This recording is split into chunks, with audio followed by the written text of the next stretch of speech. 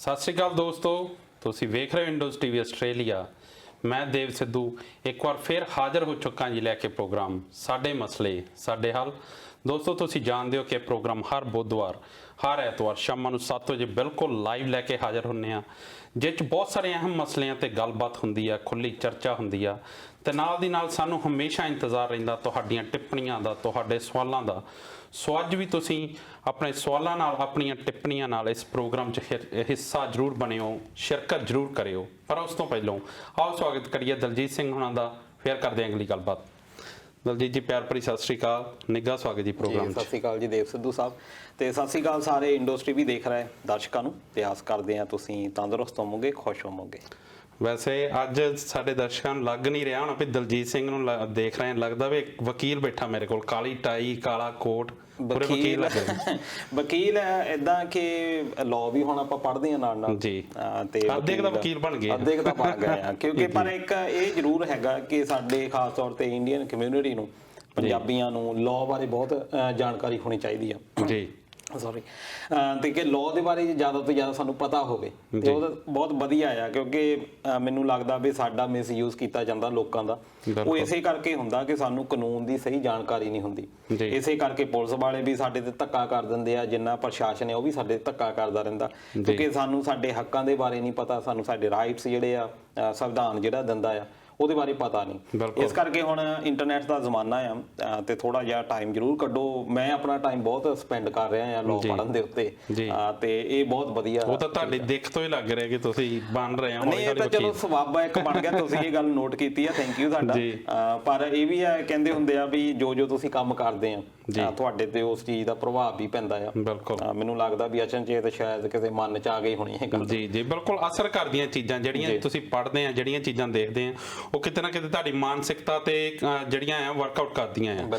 ਤੇ ਦਲਜੀਤ ਜੀ, ਜੇਕਰ ਆਪਾਂ ਖਬਰਾਂ ਦੀ ਗੱਲ ਕਰੀਏ ਤਾਂ ਸ਼ੁਰੂਆਤ ਫਿਰ ਇੱਕ ਵਾਰ ਕਰੋਨਾ ਤੋਂ, ਕਿਉਂਕਿ ਬੇਸ਼ੱਕ ਕਰੋਨਾ ਜਿਹੜੀ ਆ ਸਾਡੀ ਜੀਵਨ ਜਾਂਚ 'ਚ ਅਸੀਂ ਹਿੱਸਾ ਮੰਨੀ ਬੈਠੇ, ਬਹੁਤ ਆਮ ਹੋ ਗਿਆ ਹੁਣ ਸਾਡੇ ਲਈ, ਪਰ ਇਸ ਨੂੰ ਅੱਖੋਂ ਪਰੋਖੇ ਨਹੀਂ ਕੀਤਾ ਜਾ ਸਕਦਾ, ਕਿਉਂਕਿ ਹੁਣ ਇਸ ਦਾ ਕਹਿਰ ਆ ਜਿਹੜਾ ਉਹ ਬਿਲਕੁਲ ਸਿਖਰ ਤੇ ਪਹੁੰਚ ਚੁੱਕਾ। ਜਾਂ ਪੂਰੇ ਜਿਹੜੀ ਦੁਨੀਆ ਤੇ ਨਜ਼ਰ ਮਾਰੀਏ ਤੇ ਹਰ ਦੇਸ਼ ਜਿਹੜੇ ਹਾਲਾਤ ਨੇ ਉਹ ਗੰਭੀਰ ਬਣਦੇ ਜਾ ਰਹੇ। ਹੁਣ ਜੇਕਰ ਸ਼ੁਰੂਆਤ ਆਪਾਂ ਆਸਟ੍ਰੇਲੀਆ ਤੋਂ ਕਰੀਏ ਤਾਂ ਇੱਥੇ ਕੁਈਨਜ਼ਲੈਂਡ 'ਚ ਕਾਫੀ ਦੇਰ ਦਾ ਇਸ ਤੇ ਨਿਯੰਤਰਣ ਜਿਹੜਾ ਸੀਗਾ, ਵਿਰਾਮ ਲੱਗੇ ਹੋਏ ਸੀ, ਬਹੁਤ ਵਧੀਆ ਤਰੀਕੇ ਨਾਲ ਇਸ ਨੂੰ ਕਾਬੂ ਕੀਤਾ ਹੋਇਆ ਸੀ। ਪਰ ਹੁਣ ਇੱਥੇ ਵੀ ਰੋਜ਼ਾਨਾ ਦੇ ਜਿਹੜੇ ਕੇਸ ਆ ਉਹ ਵਧਣੇ ਸ਼ੁਰੂ ਹੋ ਗਏ ਆ। ਕੀ ਲੱਗਦਾ ਤੁਹਾਨੂੰ? ਕੁਈਨਜ਼ਲੈਂਡ ਵੈਸੇ ਇਹ ਆ ਕਿ ਕਾਫੀ ਨਿਯੰਤਰਣ ਵਿੱਚ ਰਿਹਾ, ਤੁਹਾਡੀ ਗੱਲ ਇਹ ਸਹੀ ਆ। ਪਿਛਲੇ ਕੁਝ ਅਣਗਹਿਲੀਆਂ ਹੋਈਆਂ ਉਹਦੇ ਕਰਕੇ ਕੇਸ ਆਏ ਜੀ, ਤੇ ਕੇਸ ਸਿਰਫ 2 ਆਏ ਸੀ, ਪਰ ਉਹਨਾਂ 2 ਦੇ ਕਰਕੇ ਜਿੰਨੇ ਕੰਟੈਕਟ ਦੇ ਵਿੱਚ ਰਹੇ ਆ ਤੇ ਹੁਣ ਤੱਕ ਕੇਸ ਕਾਫੀ ਵੱਧਦੇ ਰਹੇ ਆ।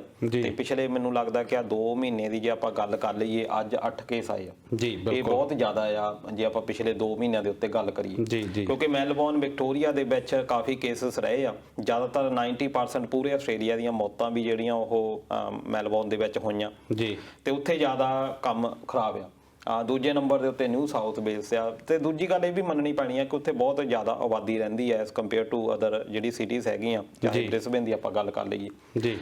ਤੇ ਇਸ ਬਿਮਾਰੀ ਨੂੰ ਜ਼ਿਆਦਾਤਰ ਸ਼ਹਿਰੀ ਬਿਮਾਰੀ ਵੀ ਜ਼ਿਆਦਾ ਮੰਨਿਆ ਜਾ ਰਿਹਾ ਹੈ, ਸ਼ਹਿਰਾਂ ਦੇ ਵਿੱਚ ਕਾਫੀ ਇਫੈਕਟ ਕੀਤਾ।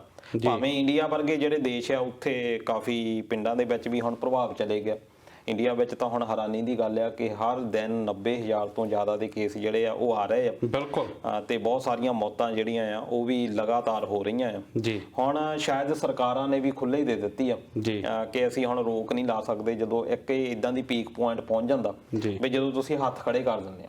ਇਹ ਅਮਰੀਕਾ ਦੇ ਵਿੱਚ ਵੀ ਹੋਇਆ, ਪਹਿਲਾਂ ਇਟਲੀ ਦੇ ਵਿੱਚ ਵੀ ਹੋ ਚੁੱਕਾ, ਇੰਗਲੈਂਡ ਦੇ ਵਿੱਚ ਵੀ ਹੋ ਚੁੱਕਾ, ਵੀ ਜਦੋਂ ਸਰਕਾਰਾਂ ਵੀ ਹੱਥ ਖੜੇ ਕਰ ਦਿੰਦੀਆਂ ਵੀ ਸਾਡੇ ਕੋਲੋਂ ਹੁਣ ਨਹੀਂ ਕੰਟਰੋਲ ਹੋਣਾ ਜੀ। ਬਿਲਕੁਲ ਉਸ ਸਥਿਤੀ ਦੇ ਵਿੱਚ ਹੁਣ ਇੰਡੀਆ ਪਹੁੰਚ ਚੁੱਕਾ ਆ, ਜਿੱਥੇ ਸਰਕਾਰਾਂ ਨੇ ਵੀ ਹੱਥ ਖੜੇ ਕਰ ਦਿੱਤੇ ਆ। ਤੇ ਹੁਣ ਇਹ ਦੇਖਣ ਵਾਲਾ ਮਾਮਲਾ ਹੋਵੇਗਾ ਕਿ ਹੁਣ ਇਹ ਕੇਸ ਕਿੱਥੇ ਤੱਕ ਜਾਂਦਾ। ਪਰ ਦਲਜੀਤ ਜੀ, ਜਿਸ ਤਰੀਕੇ ਨਾਲ ਜੇ ਤੁਸੀਂ ਭਾਰਤ ਦੀ ਗੱਲ ਕੀਤੀ, ਭਾਰਤ ਇਸ ਵਕਤ ਜੇਕਰ ਦੁਨੀਆ ਦੇ ਜਿਹੜੇ ਨਕਸ਼ੇ ਤੇ ਨਜ਼ਰ ਮਾਰੀਏ ਤਾਂ ਸਾਰੇ ਦੇਸ਼ਾਂ ਨੂੰ ਪਛਾੜ ਕੇ ਸਿਰਫ ਅਮਰੀਕਾ ਤੋਂ ਪਿੱਛੇ ਰਹਿ ਗਿਆ। ਇਸ ਵਕਤ ਭਾਰਤ ਦੂਸਰੇ ਨੰਬਰ ਤੇ ਪਹੁੰਚ ਚੁੱਕਾ, ਜਿੱਥੇ ਸਭ ਤੋਂ ਜ਼ਿਆਦਾ ਜਿਹੜਾ ਇਸ ਵਕਤ ਕਰੋਨੇ ਦਾ ਕਹਿਰ ਹੈ ਜਿਹੜਾ ਉਹ ਪੂਰਾ ਸਿਖਰ ਤੇ ਆ। ਮੌਤਾਂ, ਜਿੱਦਾਂ ਤੁਸੀਂ ਕੇਸਾਂ ਦੀ ਗੱਲ ਕੀਤੀ ਕਿ 90,000 ਤੋਂ ਵੱਧ ਕੇਸ ਇੱਕ ਇੱਕ ਦਿਨ 'ਚ ਆ ਰਹੇ ਆ ਤੇ ਮੌਤਾਂ ਵੀ ਲਗਾਤਾਰ ਵੱਧ ਰਹੀਆਂ। ਪਰ ਉਦੋਂ ਇਸ ਵਕਤ ਜਿਹੜੇ ਸਾਡੇ ਪ੍ਰਧਾਨ ਮੰਤਰੀ ਸਾਹਿਬ ਆ ਜਦੋਂ ਮਨ ਕੀ ਬਾਤ ਕਰਦੇ ਆ ਤਾਂ ਉਹ ਕਰੋਨਾ ਦਾ ਜ਼ਿਕਰ ਤੱਕ ਨਹੀਂ ਕਰਦੇ। ਪਹਿਲਾਂ ਸਾਡੇ ਜਦੋਂ ਤੁਹਾਨੂੰ ਯਾਦ ਹੋਣਾ ਕਿ ਜਦੋਂ ਸ਼ੁਰੂ ਤੇ ਕਰੋਨਾ ਦੇ ਲੋਕਡਾਊਨ ਲਾਇਆ ਸੀ ਭਾਰਤ ਨੇ, ਤਾਂ WHO ਨੇ ਵੀ ਭਾਰਤ ਦੀ ਤਾਰੀਫ ਕੀਤੀ ਸੀ ਕਿ ਭਾਰਤ ਨੇ ਬਹੁਤ ਟਾਈਮ ਨਾਲ ਲੋਕਡਾਊਨ ਲਾਤਾ। ਪਰ ਹੁਣ ਜਦੋਂ ਹਾਲਾਤ ਇੰਨੇ ਗੰਭੀਰ ਬਣੇ ਹੋਏ ਆ ਤਾਂ ਸਾਡੀਆਂ ਸਰਕਾਰਾਂ ਉਹਨਾਂ ਦਾ ਇਸ ਚੀਜ਼ ਵੱਲ ਧਿਆਨ ਹੀ ਕਿਉਂ ਨਹੀਂ ਆ? ਉਹ ਜਿੱਦਾਂ ਮੈਂ ਪਹਿਲਾਂ ਕਿਹਾ ਕਿ ਹੁਣ ਉਹਨਾਂ ਦੇ ਹੱਥੋਂ ਗੇਮ ਬਾਹਰ ਹੋ ਗਈ ਜੀ। ਮੋਦੀ ਸਾਹਿਬ ਜਾਂ ਬੀਜੇਪੀ ਦੀ ਸ਼ੁਰੂ ਤੋਂ ਇਹ ਪਲੈਨਿੰਗ ਰਹੀ ਆ ਕਿ ਅਸੀਂ ਕਿਸੇ ਚੀਜ਼ ਨੂੰ ਕੈਸ਼ ਕਿੱਦਾਂ ਕਰਨਾ ਆ ਜੀ। ਭਾਵੇਂ ਨੋਟਬੰਦੀ ਆ, ਬਹੁਤ ਜ਼ਿਆਦਾ ਉਹਦਾ ਰੌਲਾ ਪਿਆ, ਬਹੁਤ ਸਾਰੇ ਲੋਕਾਂ ਨੇ ਇਹ ਕਿਹਾ ਕਿ ਬਹੁਤ ਵਧੀਆ ਕਦਮ ਆ।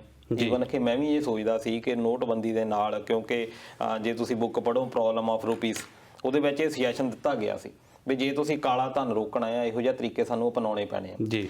ਪਰ ਮੋਦੀ ਸਾਹਿਬ ਨੇ ਉਹ ਸਟੈਪ ਦਾ ਬਹੁਤ ਬੋਲਡ ਚੱਕ ਲਿਆ, ਜੇ ਤੋਂ ਮਨਮੋਹਨ ਸਿੰਘ ਦੇ ਵਿੱਚ ਇਹ ਹੈ ਨਹੀਂ ਸੀ, ਜਾਨੀ ਵੀ ਉਹ ਡਰ ਗਿਆ ਜੀ। ਪਰ ਵਿਦਆਊਟ ਕੋਈ ਪ੍ਰਬੰਧ ਤੋਂ, ਉਹ ਵੀ ਬਹੁਤ ਇੱਕ ਇੰਟੈਲੀਜੈਂਟ ਇਨਸਾਨ ਹੈਗੇ ਆ ਮਨਮੋਹਨ ਸਿੰਘ ਹੋਣੀ, ਉਹਨੀ ਕੋਈ ਗੱਲ ਹੋਣੀ ਹੈ ਕਿ ਮੇਰੇ ਕੋਲ ਨਹੀਂ ਪ੍ਰਬੰਧ ਹੋਣੇ, ਪਰ ਮੋਦੀ ਸਾਹਿਬ ਨੇ ਉਹ ਪ੍ਰਬੰਧ ਦੇ ਉੱਤੇ ਨਾ ਕੁਝ ਦੇਖ ਕੇ ਉਹ ਸਿੱਧਾ ਲਾਗੂ ਕਰ ਦਿੱਤਾ। ਇਹੀ ਗੱਲ ਦੀ GST ਵਿੱਚ ਹੋਈ ਜੀ। ਸਟਾਰਟਿੰਗ ਜਿਹੜੀ ਆ ਬਹੁਤ ਵਧੀਆ ਹੁੰਦੀ ਆ, ਪਰ ਉਸ ਤੋਂ ਬਾਅਦ ਹੈਂਡਲ ਕਰਨਾ ਜਿਹੜਾ ਆ ਉਹ ਬਹੁਤ ਖਾਲਾ ਜੀ ਦਾ ਬਾੜਾ ਬਣ ਜਾਂਦਾ ਸਰਕਾਰ ਦੇ ਵਾਸਤੇ। ਜਦੋਂ ਤੁਸੀਂ ਜਿਹੜਾ ਨੋਟਬੰਦੀ ਦੀ ਗੱਲ ਕੀਤੀ, ਨੋਟਬੰਦੀ ਜਦੋਂ ਹੋਈ ਤਾਂ ਆਪਾਂ ਬਹੁਤ ਸਾਰੀਆਂ ਰੋਜ਼ ਖਬਰਾਂ ਦੇਖਦੇ ਕਿ ਬਹੁਤ ਸਾਰੇ ਜਿਹੜੇ ਆਮ ਲੋਕ ਆ ਉਹ ਸਵੇਰ ਤੋਂ ਲੈ ਕੇ ਮੈਂ 2-2 ਹਜ਼ਾਰ ਰੁਪਏ ਲਈ ਲਾਈਨਾਂ 'ਚ ਲੱਗਦੇ ਸੀ। ਜਿਨ੍ਹਾਂ ਨੇ ਵਿਆਹ ਕਰਨੇ ਸੀ ਉਹਨਾਂ ਦੇ ਵਿਆਹ ਰੁਕ ਗਏ ਤੇ ਬਹੁਤ ਸਾਰੀਆਂ ਮੌਤਾਂ ਜਿਹੜੀਆਂ ਉਹ ਇਸ ਕਰਕੇ ਹੋਈਆਂ। ਪਰ ਸੋ ਮੈਨੂੰ ਜੇਕਰ ਆਪਾਂ ਨਜ਼ਰ ਮਾਰੀਏ ਤਾਂ ਮੈਨੂੰ ਨਹੀਂ ਲੱਗਦਾ ਇਹ ਇੱਕ ਭਾਰਤ ਲਈ ਚੰਗਾ ਫੈਸਲਾ ਹੋ ਨਿਬੜਿਆ। ਨਹੀਂ, ਨੋਟਬੰਦੀ ਦੀ ਆਪਾਂ ਗੱਲ ਕਰ ਲਈ, ਉਹਦੇ ਵਿੱਚ ਵੀ ਇਦਾਂ ਖੱਜਲ ਖੁਆਰ ਹੋਇਆ। ਫਿਰ ਆਪਾਂ GST ਦੀ ਗੱਲ ਕਰ ਲਈਏ, ਵਪਾਰੀਆਂ ਕਿੱਦਾਂ ਖੱਜਲ ਖੁਆਰ ਹੋਇਆ, ਖੁਦਕੁਸ਼ੀਆਂ ਬਹੁਤ ਲੋਕਾਂ ਨੇ ਕੀਤੀਆਂ ਵਪਾਰੀ ਵਰਗ ਨੇ। ਪਹਿਲਾਂ ਇਹ ਕਿਹਾ ਜਾਂਦਾ ਸੀ ਕਿ ਸਿਰਫ ਕਿਸਾਨ ਤੇ ਮਜ਼ਦੂਰ ਜਿਹੜੇ ਆ ਉਹ ਖੁਦਕੁਸ਼ੀਆਂ ਕਰਦੇ ਆ, ਪਰ GST ਤੋਂ ਬਾਅਦ ਇਹ ਵੀ ਰਿਕਾਰਡ ਦੇ ਵਿੱਚ ਆਇਆ ਕਿ ਵਪਾਰੀਆਂ ਨੇ, ਦੁਕਾਨਦਾਰਾਂ ਨੇ, ਉਹਨਾਂ ਨੇ ਬਹੁਤ ਖੁਦਕੁਸ਼ੀਆਂ ਕਰਨੀਆਂ ਸ਼ੁਰੂ ਕਰ ਦਿੱਤੀਆਂ।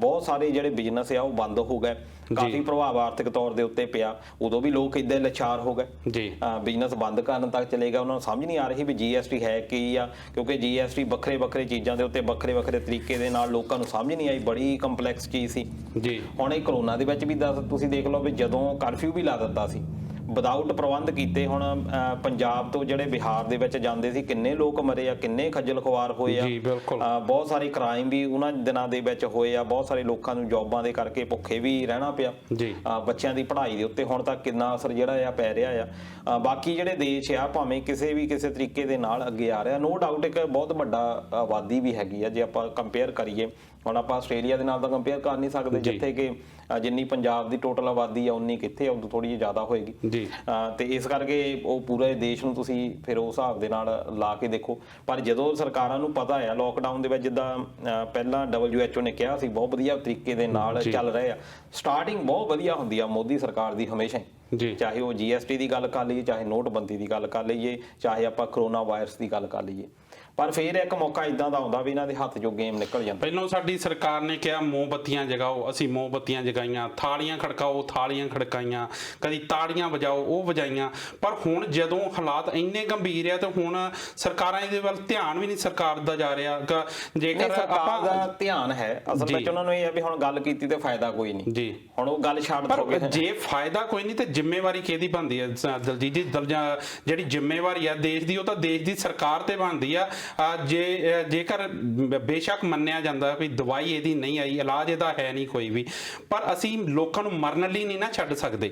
ਸਾਨੂੰ ਕੋਈ ਨਾ ਕੋਈ ਆਪਣੇ ਹਸਪੀਟਲ ਦੇ ਜਿਹੜੀਆਂ ਫੈਸਿਲਿਟੀਜ਼ ਆ ਉਹਨਾਂ ਨੂੰ ਵਧਾਉਣਾ, ਉਸ ਚੀਜ਼ ਵੱਲ ਤਾਂ ਧਿਆਨ ਦੇਣਾ ਪਊਗਾ। ਬਿਲਕੁਲ, ਤੇ ਉਹਦੇ ਲਈ ਇਹ ਹੈ ਕਿ ਤੁਹਾਨੂੰ ਪਹਿਲਾਂ ਤਿਆਰੀ ਜਾਂ ਤਾਂ ਹੁੰਦਾ ਕਿ ਜਿਹੜੇ 3-4 ਮਹੀਨੇ ਵਧੀਆ ਲੰਘੇ ਸੀ ਉਹਨਾਂ ਦੇ ਵਿੱਚ ਇਹ ਪ੍ਰੋਪਰ ਤਿਆਰੀ ਹੁੰਦੀ। ਹਰ ਦੇਸ਼ ਨੇ ਜਦੋਂ ਲੋਕਡਾਊਨ ਕੀਤਾ ਉਹਦੇ ਵਿੱਚ ਉਹ ਨਾਲ ਤਿਆਰੀ ਵੀ ਕਰਦੇ ਰਹੇ ਕਿ ਜਦੋਂ ਅਸੀਂ ਲੋਕਡਾਊਨ ਖੋਲ੍ਹਣਾ ਉਸ ਵੇਲੇ ਸਾਡੇ ਹਸਪੀਟਲ ਸਾਰੇ ਤਿਆਰ ਰਹਿਣ, ਇਕਾਂਤਵਾਸ ਜਿੱਥੇ ਅਸੀਂ ਘਰ ਰੋਣਾ ਆ ਉਹਦੇ ਲਈ ਪ੍ਰਬੰਧ ਪ੍ਰੋਪਰ ਰਹਿਣ। ਦਿੱਲੀ ਜਿਹੜੀ ਸਰਕਾਰ ਆ ਉਹ ਕਿੱਦਾਂ ਵਧੀਆ ਕੰਮ ਕਰਦੀ ਰਹੀ ਕਿ ਉਹਨਾਂ ਨੇ ਲੋਕਡਾਊਨ ਦੇ ਦੌਰਾਨ ਹੀ ਪਲਾਜ਼ਮਾ ਸੈਂਟਰ ਜਿਹੜੇ ਆ ਉਹ ਉੱਥੇ ਸਥਾਪਿਤ ਕਰ ਲਏ ਸੀ, ਕੁਆਰੰਟਾਈਨ ਕਰਾਉਣ ਦੇ ਲਈ ਜਿੱਥੇ ਵੀ ਉਹਨਾਂ ਨੇ ਪਹਿਲਾਂ ਹੀ ਪ੍ਰਬੰਧ ਕਰ ਲਏ ਸੀ, ਹਸਪੀਟਲਸ ਨੂੰ ਪਹਿਲਾਂ ਕਹਿ ਦਿੱਤਾ ਸੀ।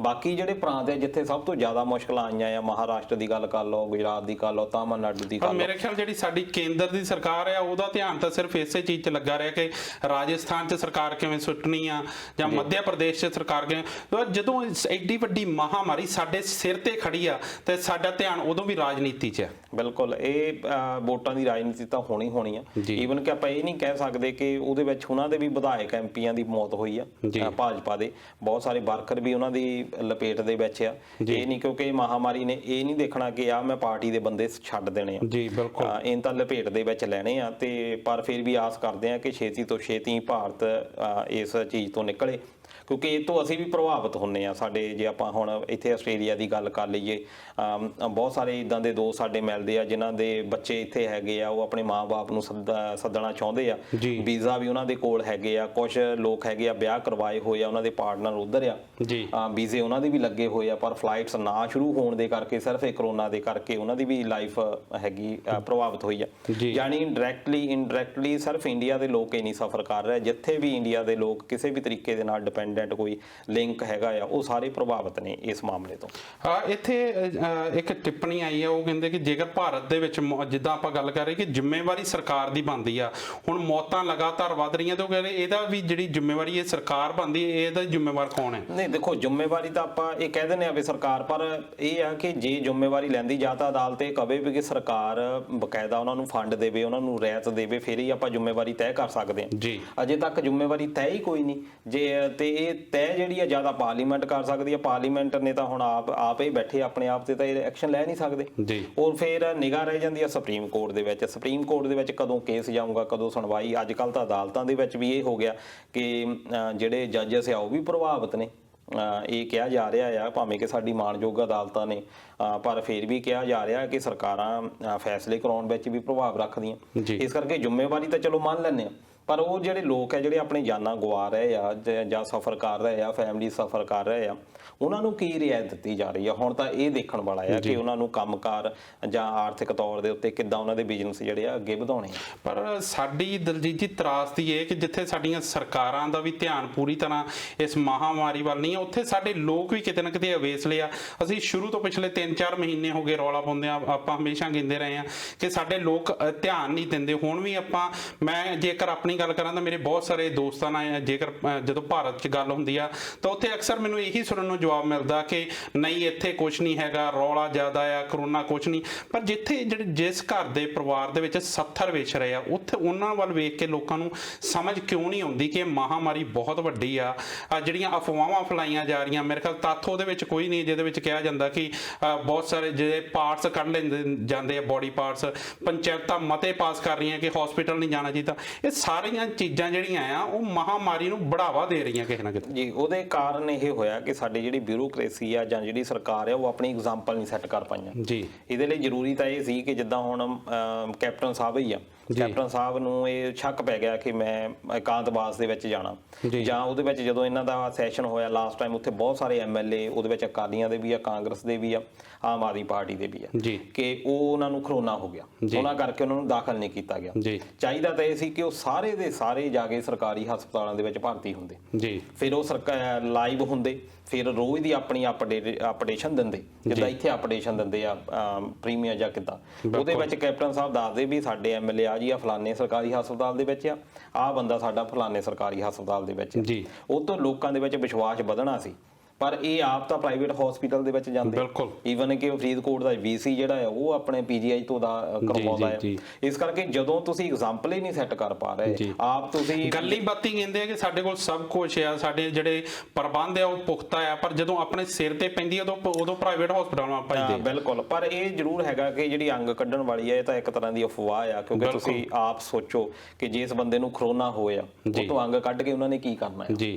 ਦੂਜਾ ਇਹ ਆ ਕਿ ਜਿਹੜਾ ਡਾਕਟਰ ਆ ਉਹ ਵੀ ਇਨਸਾਨ ਆ, ਉਹ ਤਾਂ ਆਪ ਡਰੇ ਹੋਏ ਆ। ਬਹੁਤ ਸਾਰੇ ਡਾਕਟਰ ਆ ਰਿਫਿਊਜ਼ ਕਰ ਰਹੇ ਆ, ਪੂਰੀ ਤਰ੍ਹਾਂ ਇਲਾਜ ਨਹੀਂ ਕਰ ਰਹੇ, ਜਿਹਦੇ ਤੇ ਸ਼ੱਕ ਪੈਂਦਾ ਕਿ ਇਹਨੂੰ ਕਰੋਨਾ ਹੋ ਰਿਹਾ। ਇਸ ਕਰਕੇ ਉਹ ਕੋਈ ਗੱਲ ਨਹੀਂ ਬਣਦੀ ਕਿ ਉਹਦੇ ਕੋਈ ਅੰਗ ਜਿਹੜੇ ਨਹੀਂ। ਉਹਦਾ ਰੌਲਾ ਇਹ ਪੈਂਦਾ ਦਲਜੀਤ ਜੀ ਕਿ ਅਸਲ ਵਿੱਚ ਕਰੋਨਾ ਹੁੰਦਾ ਹੀ ਨਹੀਂਗਾ, ਰਿਪੋਰਟਾਂ ਝੂਠੀਆਂ ਰਿਪੋਰਟਾਂ ਬਣਾਈਆਂ ਜਾਂਦੀਆਂ ਕਿ ਇਹਨੂੰ ਕਰੋਨਾ ਆ, ਅਸਲ ਵਿੱਚ ਉਹਦੇ ਜਿਹੜੇ ਅੰਗ ਆ ਉਹ ਕੱਢ ਕੇ ਉਹਨੂੰ ਮਾਰ ਦਿੱਤਾ ਜਾਂਦਾ, ਜੋ ਕਿ ਬਿਲਕੁਲ ਮੇਰੇ ਖਿਆਲ ਨਾਲ ਇਹਦੇ ਵਿੱਚ ਤੱਥ ਨਹੀਂ ਹੈਗੇ। ਨਹੀਂ ਦੇਖੋ, ਜੇ ਆਪਾਂ ਇੱਕ ਅੰਮ੍ਰਿਤਸਰ ਵਾਲਾ ਕਿਡਨੀ ਕੇਸ ਆਪਾਂ ਕੱਢ ਲਈਏ, ਇੱਕ ਉਹਦੇ ਵਿੱਚ ਇਦਾਂ ਹੀ ਹੁੰਦਾ ਸੀ ਕਿ ਕਿਡਨੀ ਕੱਢ ਲਈ ਜਾਂਦੀ ਸੀ।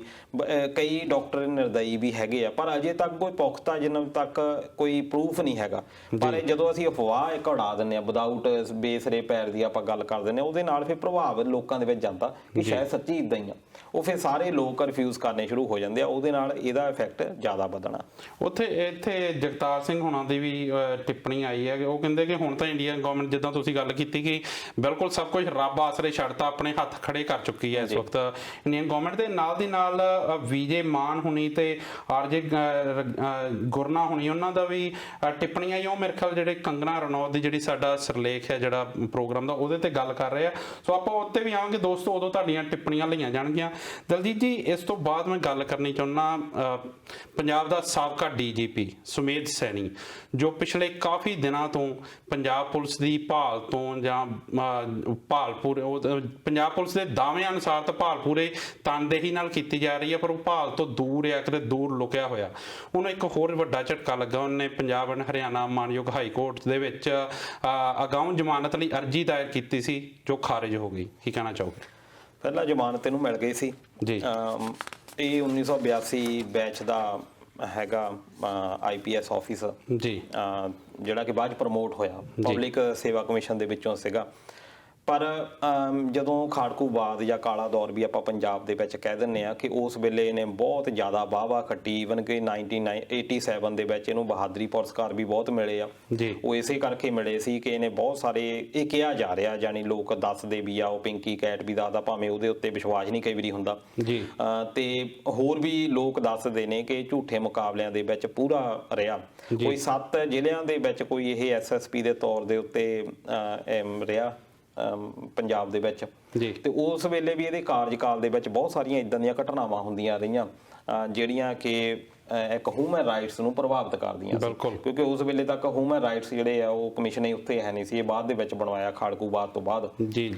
ਤੇ ਇਹ ਜਿਹੜਾ KPS ਗਿੱਲ ਉਹਨਾਂ ਦੇ ਖਾਸ ਬੰਦੇ ਹੁੰਦੇ ਸੀ ਇਹ। ਤੇ ਉਸ ਵੇਲੇ ਕਿਉਂਕਿ ਜਦੋਂ ਜੌਬ ਦੇ ਵਿੱਚ ਲੋਕ ਹੁੰਦੇ ਆ, ਇਹ ਨਹੀਂ ਯਾਦ ਰੱਖਦੇ ਕਿ ਅਸੀਂ ਰਿਟਾਇਰ ਹੋ ਜਾਣਾ।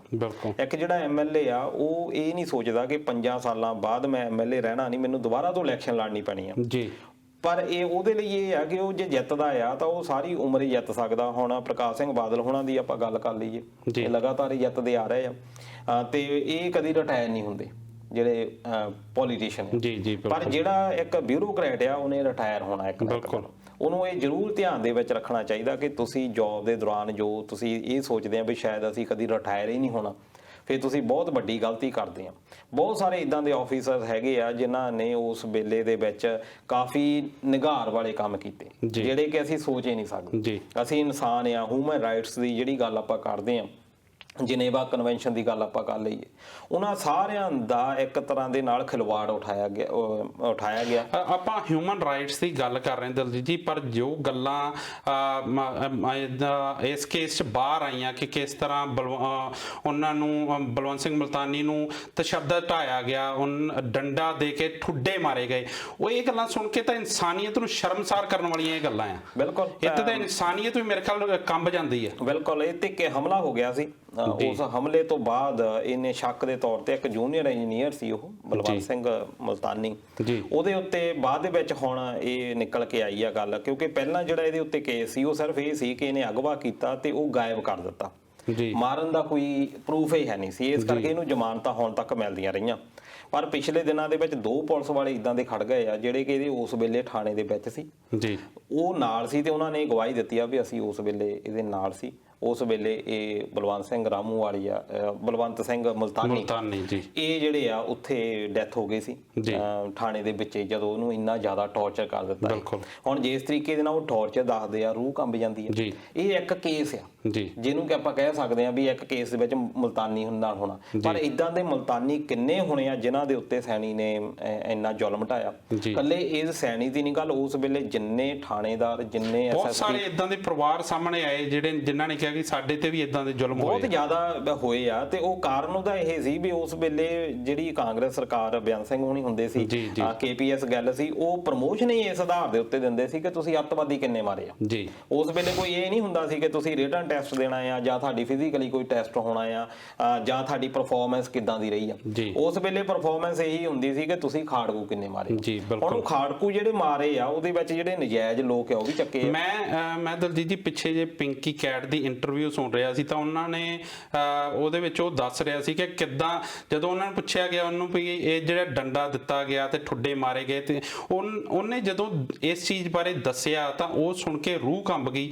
ਉਹ ਕਹਿੰਦਾ ਕਿ ਸਭ ਤੋਂ ਪਹਿਲਾਂ ਇਹ ਜਿਹੜਾ ਡੰਡੇ ਵਾਲਾ ਕੰਮ ਹੈ ਤਾਂ ਚੌਥੇ ਨੰਬਰ ਤੇ ਹੁੰਦਾ, ਉਸ ਤੋਂ ਪਹਿਲਾਂ ਕਰੰਟ ਲਾਇਆ ਜਾਂਦਾ, ਉਸ ਤੋਂ ਪਹਿਲਾਂ 132 ਕਿਲੋ ਦਾ ਘੋਟਣਾ ਹੁੰਦਾ ਉਹ ਤੁਹਾਡੇ ਫੇਰਿਆ ਜਾਂਦਾ ਆ, ਉਸ ਤੋਂ ਪਹਿਲਾਂ ਕੁੱਟਿਆ ਜਾਂਦਾ, ਬਹੁਤ ਕੁਝ ਕੀਤਾ ਜਾਂਦਾ। ਇਹ ਸਾਰਾ ਇਹ ਤਸ਼ੱਦਦ, ਇਹ ਤਾਂ ਤਸ਼ੱਦਦ ਦੀ ਹੱਦ ਆ। ਬਿਲਕੁਲ ਜਿਹੜੇ ਆਪਣੇ ਆ ਨੇਲ ਆ ਨੌ ਆ ਇਹ ਖਿੱਚ ਲੈ ਜਾਂਦੇ ਕਲਾਸ ਦੇ ਨਾਲ, ਬਹੁਤ ਸਾਰੇ ਇਹਨਾਂ ਨੇ ਟੌਰਚਰ ਕੀਤੇ ਆ।